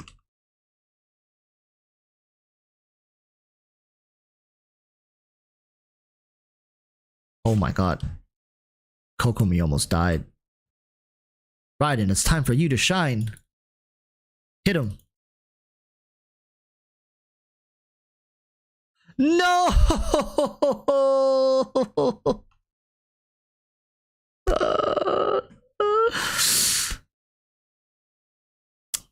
Maybe I do need this. Maybe I do need this. I don't know. I feel like at this point I'm so overloaded on damage. Damage is not a problem anymore. And I'm just gonna use one of my Hydro bursts at a time because like I have to wait on Magu Genki. Look, now he's going into phase 2, right? I have way too much damage. So now I'll just use Xingqiu's. So just rotate them.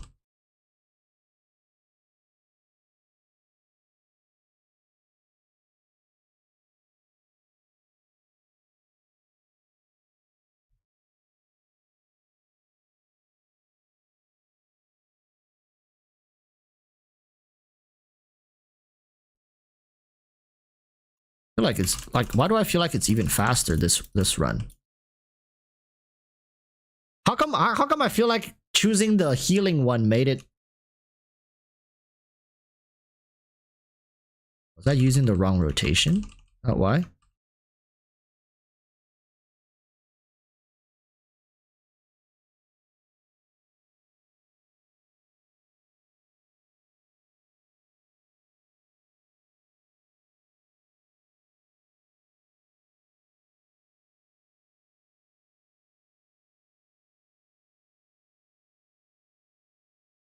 How much do I heal per tick now?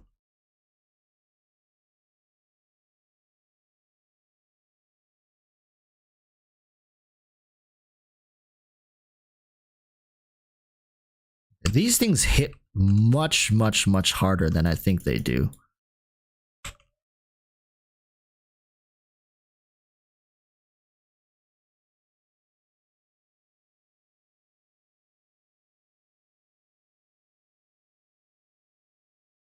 Look, Kokomi's about to die. Heal me. Heal me.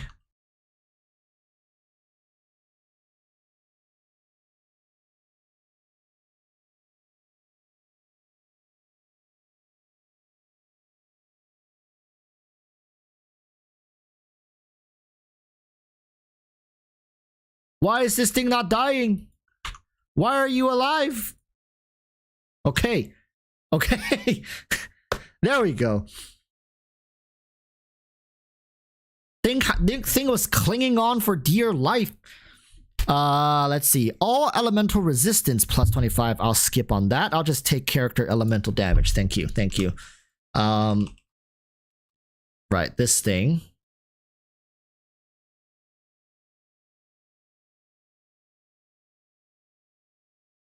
I remember we tried to 36 star the viewer's account with Hu Tao first half, and what was the other one?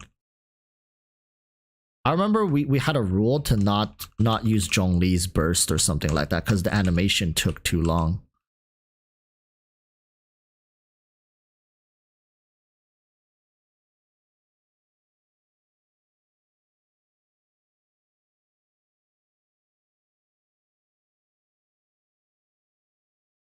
Oh, but Hu Tao's not ready. So I guess we'll just use Zhongli's burst because Hu Tao's cooldown wasn't back yet.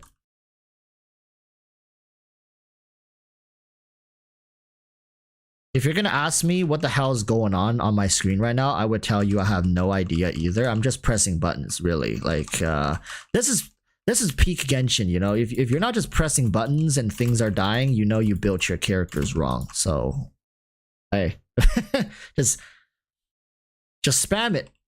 Do I have enough time is my question. Where...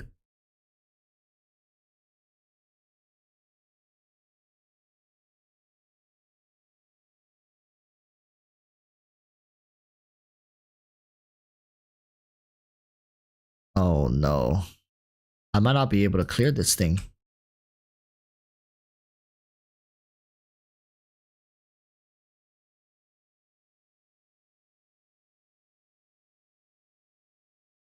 Oh, he's gonna do his oh no, he's not.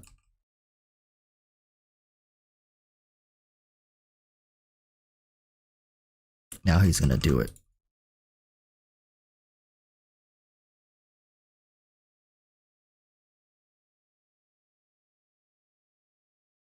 Here it is.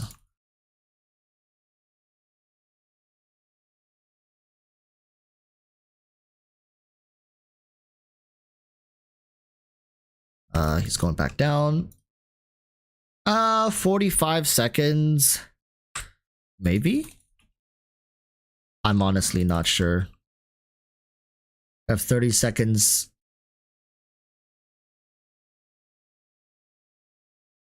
The thing is, this Abyss Moon says we have to take damage.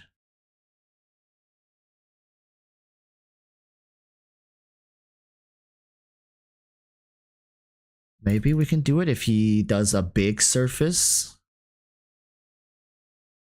Oh my god, this is... Maybe I should use Raiden's burst in one of these cycles.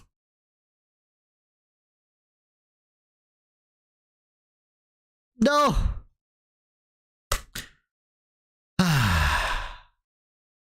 we need to shave a couple seconds off of the Hu Tao side.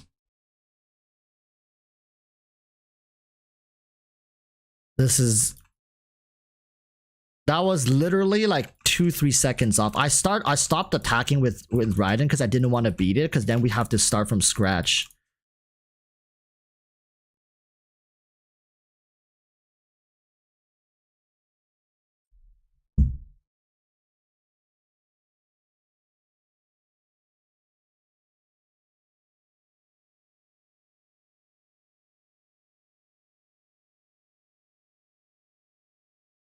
Oh, we shouldn't use Zhongli's burst. I remember we figured this out, that it was actually faster to clear this if we don't use Zhongli's burst. Skewering them also helps a lot.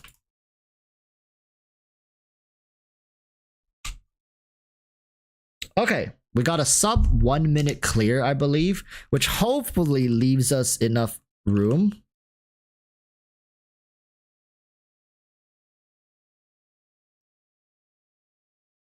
There we go. Now we have a good start.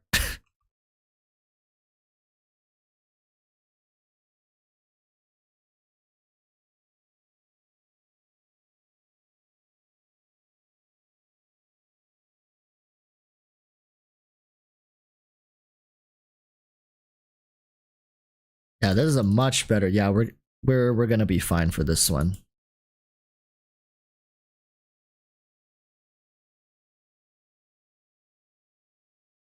It's already almost half health.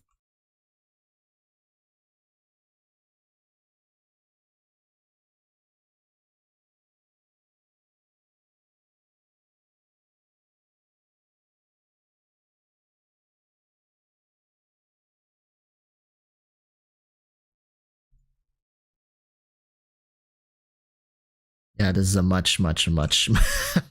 I think if we played it like this last run, we would have beaten it as well. He's gonna go up somewhere now, right? Oh, not yet. Now he's gonna spike up somewhere, yeah. Might even have him here. Do we? No, we do not. There we go. Yay! 36 star! Whew! Venti would have made it much faster though. Like honestly, if I had Venti, I probably would have cleared this in like everything would have been done within 30 seconds. But unfortunately, he's too OP. I can't use Venti. I can't. The characters is too good. Show characters, like you mean the characters I used to clear it? Okay. It's not very free to play, but I'll show it. So Hu Tao is what do they usually do? They show this, they show this, they show artifacts, right? They show constellations, they show talents, and then they go back and show attributes. I think that's what they usually do. So these are the attributes to Hu Tao. That's the Hu Tao team. Al-Haytham show character, show weapon, show artifacts, show constellation. Listen, I did not pull for this. I was building pity. I know it's a bullshit of an excuse, but I really was. I was pulling to 30 pulls, and I was trying to save for the next character. I believe I was saving for the.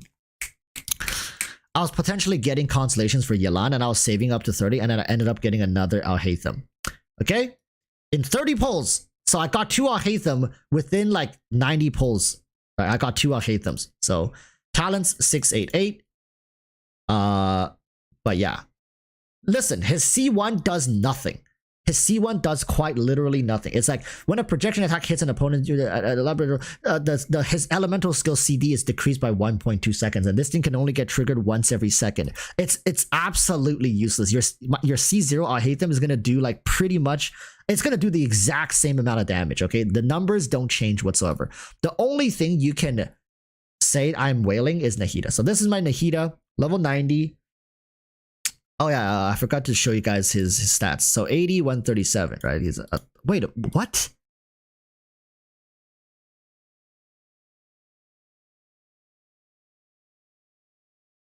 No. I think I may have used the wrong artifact for Al-Haytham. But whatever. I forgot what I used. I remember I swapped his artifact with somebody else, and also I swapped his weapon because he was using this one when I gave his sword to Nilu. So I was balanced, but that's also not right. Whatever. Okay, that's his stats. Okay, 80, 137. These are his stats. EM is 430. So. Oh yeah, you guys need to see the main set. Elementary Mastery, Dendro, crit rate. Hu Tao was HP, Pyro, crit rate. Moving into Nahida, level 90. Weapon, 1,000 floating dreams. Should be more like 1,000 floating wallets, but here we got C1, C2 for Nahida. So this is the biggest thing. Honestly, when it comes to Burning Bloom, Harbor Bloom version reactions, quick and aggravate enemies' defense is decreased by 30%, and then 20% of the chance 100% damage. So 20% of the time you get double the damage. Very nice. Artifact stats are Elemental Mastery, and the last one, surprise, it's crit rate. Just kidding. It's Elemental Mastery, people. Lots of defense. Listen, without these huge defense bonuses, whew, wouldn't have been able to clear it without it, man. That's 100% fact, and you guys know it. I unpurposely rolled defense plus 20% for both of my pieces. On purpose. Yes, you guys heard it. On purpose, I rolled for the defense. I have extra 40% on my Nahida. Try fucking with her now. 366 in game, of course, in game. I have 366 on Nahida because any more than this, it's just filthy. All right. Zhongli is 310.8. Yes, 310 and 8 because my Zhongli is actually C4. I know.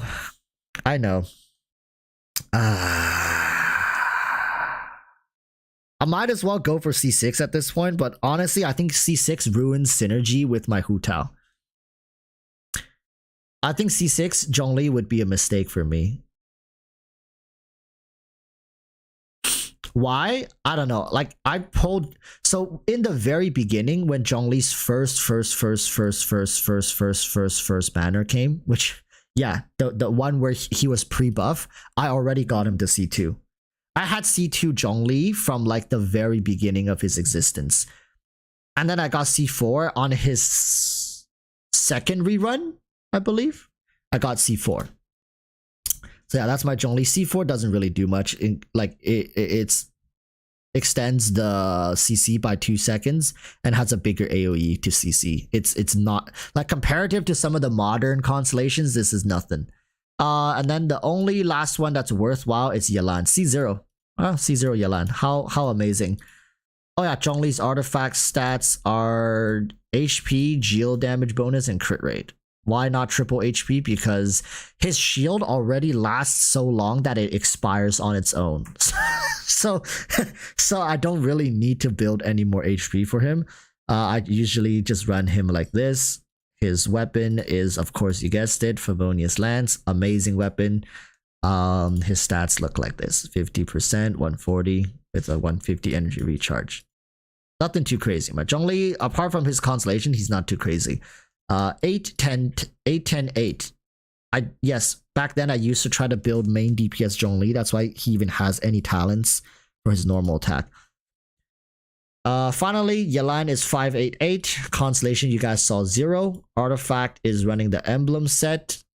I hope she has all the right pieces. HP, attack, energy, hydro, and crit damage. Is that right? Double crit damage. So she must have a lot of crit rate substats because her crit rate is still 52%. But yeah, that's Yelan. Almost 30k health, man. That bothers the hell out of me. I wish this was passed. I just need 4.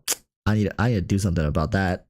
Come on now. Now that I've seen it, it bothers the crap out of me. So maybe I should just not see it.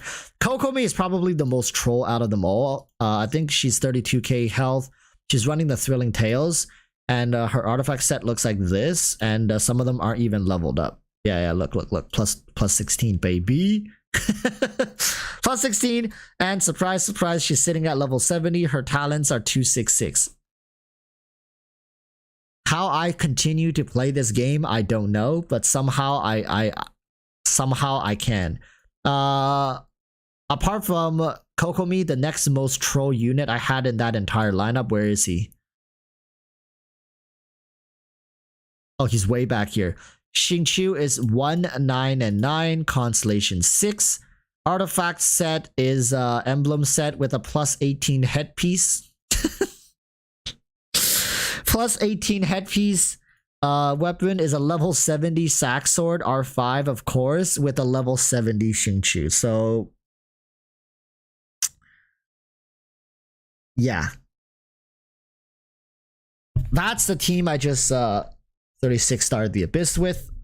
It's like, come on guys, really? You guys are gonna say, apart from a C4 Zhongli and a C2 Nahida, I don't think it's too pay to win.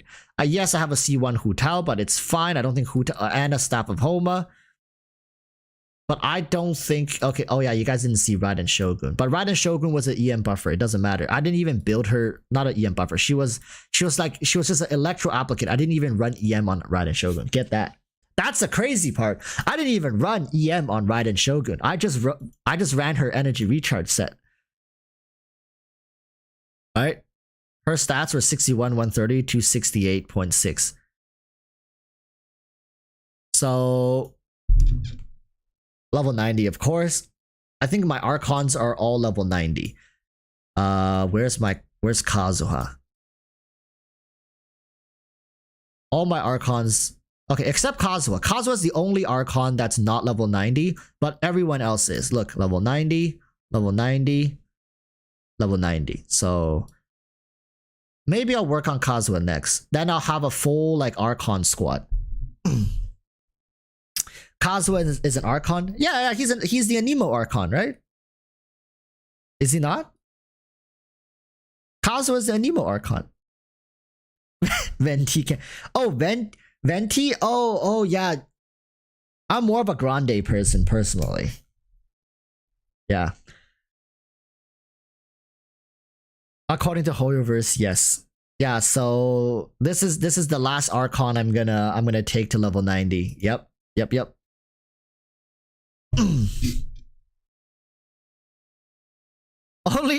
Only people can beat the Spyro with nothing but 4-star units have the right to call them easy. I agree with you. I'm always of the sentiment that the game is not as easy as a lot of these people make it out to be, right? Because I think anybody who cannot 36-star the Abyss shouldn't really say the game is easy. If you can 30-star the Abyss, I think you can say, okay, yeah, like the game is not that hard. You can say it's kind of easy. But even for me, I wouldn't say this game is easy. I've played games that are way easier than this, right? The Spyro Abyss, trying to actually perfectly clear the Spyro Abyss, it's not easy. At least for very low spenders or casual players. It's not, oh my god, I'm level 3 in my BP. I just jumped 2 levels. Insane. What's my Nahida's EM? I'm actually a little curious. 981. Come on, man. Can I get more? Where can I get more EM with? What if I get a refinement for her thing? Not enough. Not enough. Oh, I have to do it through substats. That's really annoying. I want that 1000 EM though.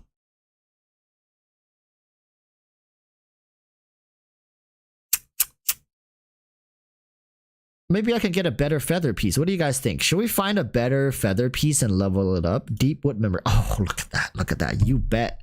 You bet we can. Oh, look how many of these have elemental mastery in them. There's no way not a single one of them. What about this one?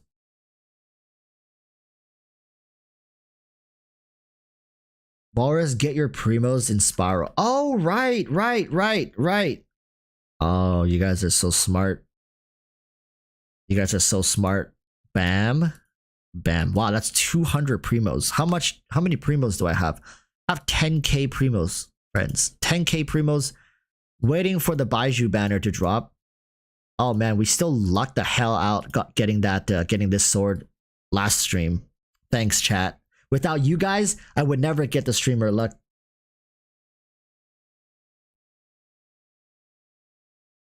$10k.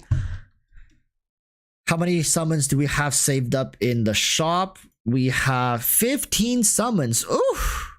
Okay. Technical says I got Nilu and Key in 40 pulls too. Yeah, Nilu is a great pickup for your account generally. All right, but yeah, that's pretty much it. Honestly, successful 36-star Abyss for this cycle. Oh my goodness, the resin, please have mercy on me. I'm waiting for the reset to farm Nilu's weapon ascension materials. Where is she? Look, I'm waiting to go farm this on Sunday, so yeah. Maybe I can use one resin. You know, for shits and giggles, I can't leave you guys with nothing at the end here. All right, let's go farm one run of the domain. Just one. Condense the resin. I already have max condensed. I already condensed it to the max since last time we met. Right here, look. 5. Oh my god, fragile resin. Don't. Oh, no. Stop, chat. Don't tempt me. Alright, let's go. Wait a minute. Nilu's artifacts are messed up if I remember correctly. If I remember correctly, my Nilu artifacts are messed up. 2 Gilded Dreams, 2 Deepwood Memory.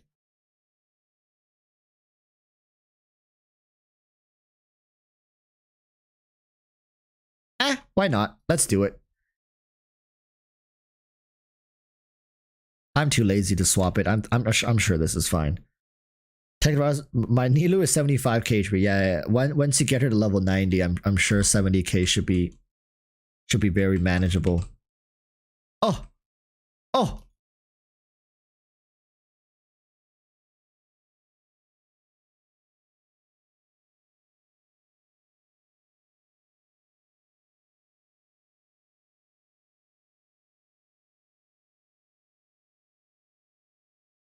standing between these two things is a really bad idea, which I've learned the hard way last time, getting one shot.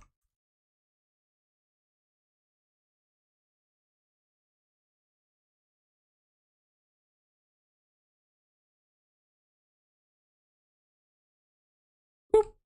Did I miss? That's anticlimactic. There we go. That's why I like bow characters in this game is so weird. Please, please, please, please, please, please, please, please. Ooh. What do you guys want for this one? I want HP for Nilou. I think I want HP for Nilou. HP with good EM substats. And maybe even a flat HP subset, I'll take it.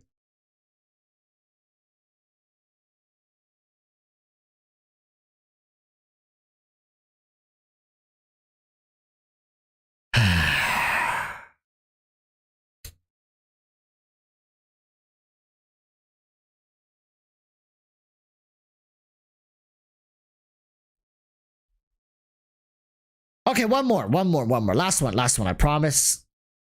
You can't end the stream on that. It's too anticlimactic. One more. Come on. I'm not addicted, you're addicted.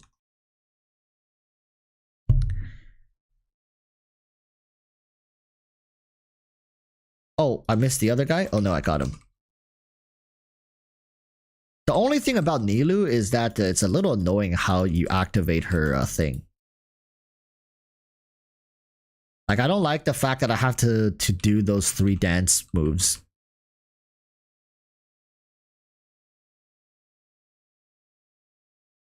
I went in the wrong direction.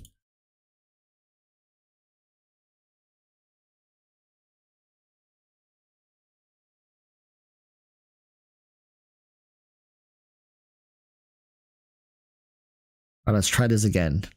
Come here, turn around. Boop. This time we got it. The reason we got bad mojo last time was because we missed our arrow. Now, since our arrow hit true,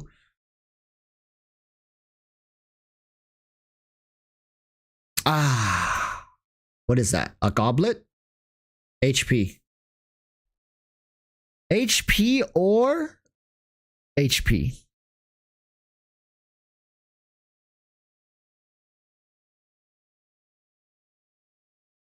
HP with EM.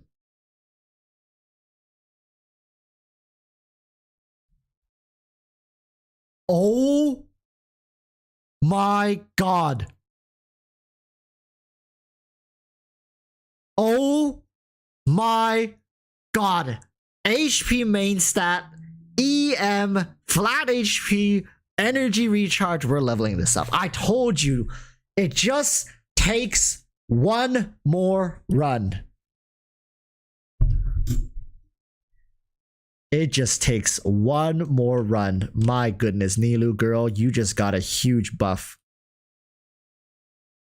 Get this. Oh my goodness. Damn it. This is pretty damn good too. This is pretty damn good too.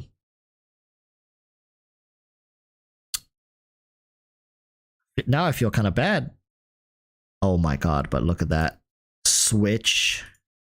Enhance.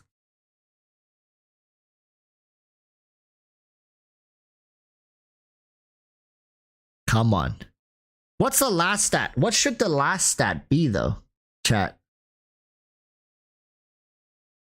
Crit rate? Does it matter for Nilou?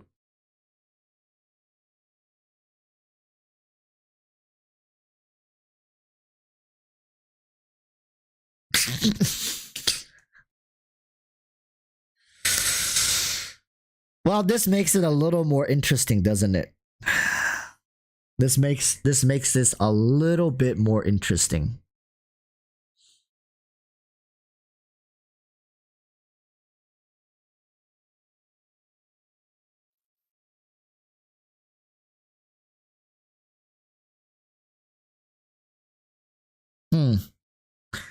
Very interesting, very interesting. Okay.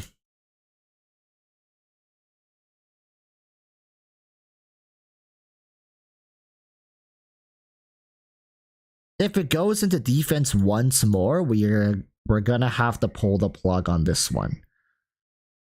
If it goes into flat defense even once more, we're gonna have to pull the plug. Okay. We can keep going. The second it goes into flat defense, we're gonna have to pull the plug and watch. It's gonna do it when we plus 20 it.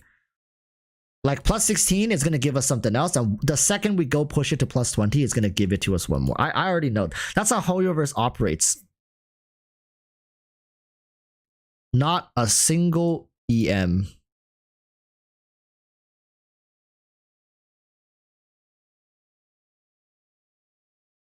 If the last roll is EM, we can somehow maybe salvage this a bit.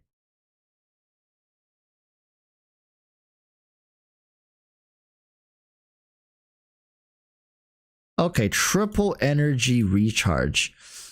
Double HP. I mean, it's not the worst thing in the world, but what was the other piece I was running? I think the other piece I was running was pretty good. Look at this one. Look at this one. HP, Elemental Mastery had 2 rolls in it, crit rate, and I think stat-wise, this one is still better, but because the substat is an Elemental Mastery buff, maybe it's not as good. I don't know. HP plus 20% seems like a huge bonus. Unfortunate. If it went into maybe like Elemental Mastery and Energy Recharge, so I'm okay with the first flat defense roll, but the second flat defense roll really wasted a lot of potential. Yeah. So unlucky. We got lucky with the drop, but unlucky with the rolls. Do we have a new piece over here? What about this piece? Should I level this up? But it got defense twice, bro. And this one also got defense twice. What is this? What is this? Got 3 attacks? Oh my god. Energy recharge, defense, no HP. Defense, crit damage, healing bonus. Oh my god. Oh my god. I thought healing bonus was supposed to be rare. Well, I guess for now, for the feather piece, we have to change it to something. Feather is my off piece, or was my off piece. Dendro damage bonus. Dendro. Oh my god. Do we even have HP percentage here? We do. Of course, we got the HP percentage on the monocle. Ah. Okay, we got HP here. Got HP for this. Unfortunate, no. Hey, wait a minute. This looks pretty damn good. But this is EM, not. Oh my god. Okay, that's gonna be it for now. Nilu is a work in progress as always. Need a bunch of Pedisara, whatever you call it. The unfortunate thing is my Sumeru map is not even fully like open up. Like I still have areas here. Look at that. Here. I've been running around in here for the longest time, and I haven't been able to figure this area out. So yeah, I'm still working on the Sumeru maps. New area, I might take a look, but we'll see. It's the Aranara quest. You need to do the Aranara quest. Yeah, but like I don't know. I'm not a huge fan of these area quests. I'm only interested in the Archon quest. Apart from the Archon quest, everything else in the game has not really captured my interest when it comes to it. But we'll see. I'll probably spend the next couple of days exploring this area, opening all the ports. Who is this boss for? Baiju, probably, right? I'm gonna guess Baiju's gonna need Evergloom Ring. So we'll see. Is this the weekly? Is this the, where's the new weekly boss located? Over here?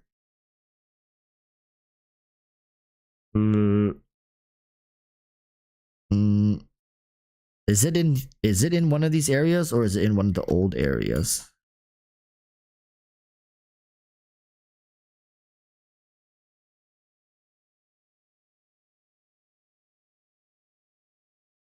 Oh, you need to do the Nahida story. Oh, okay. Do the Nahida story, then we can unlock it.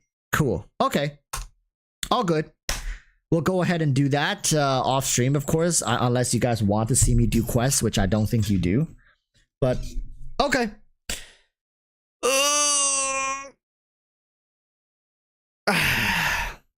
Thank you guys for watching. Expect a couple Star Rail videos, and also I'm also working on videos right now for when I'm going to be away for the end of April to the start of March. I'll be gone for like 10-12 days, so you're going to miss like 3 or 4 live streams, but I'm working on videos to upload during that time when I'm away. So good luck to everybody polling. Good luck to everybody summoning. Thank you to Shukai for the new member, and welcome to the new member. Who was the new member? Was it Marcus Bullock? I think it was Marcus Bullock. But yeah. Peace. Bye.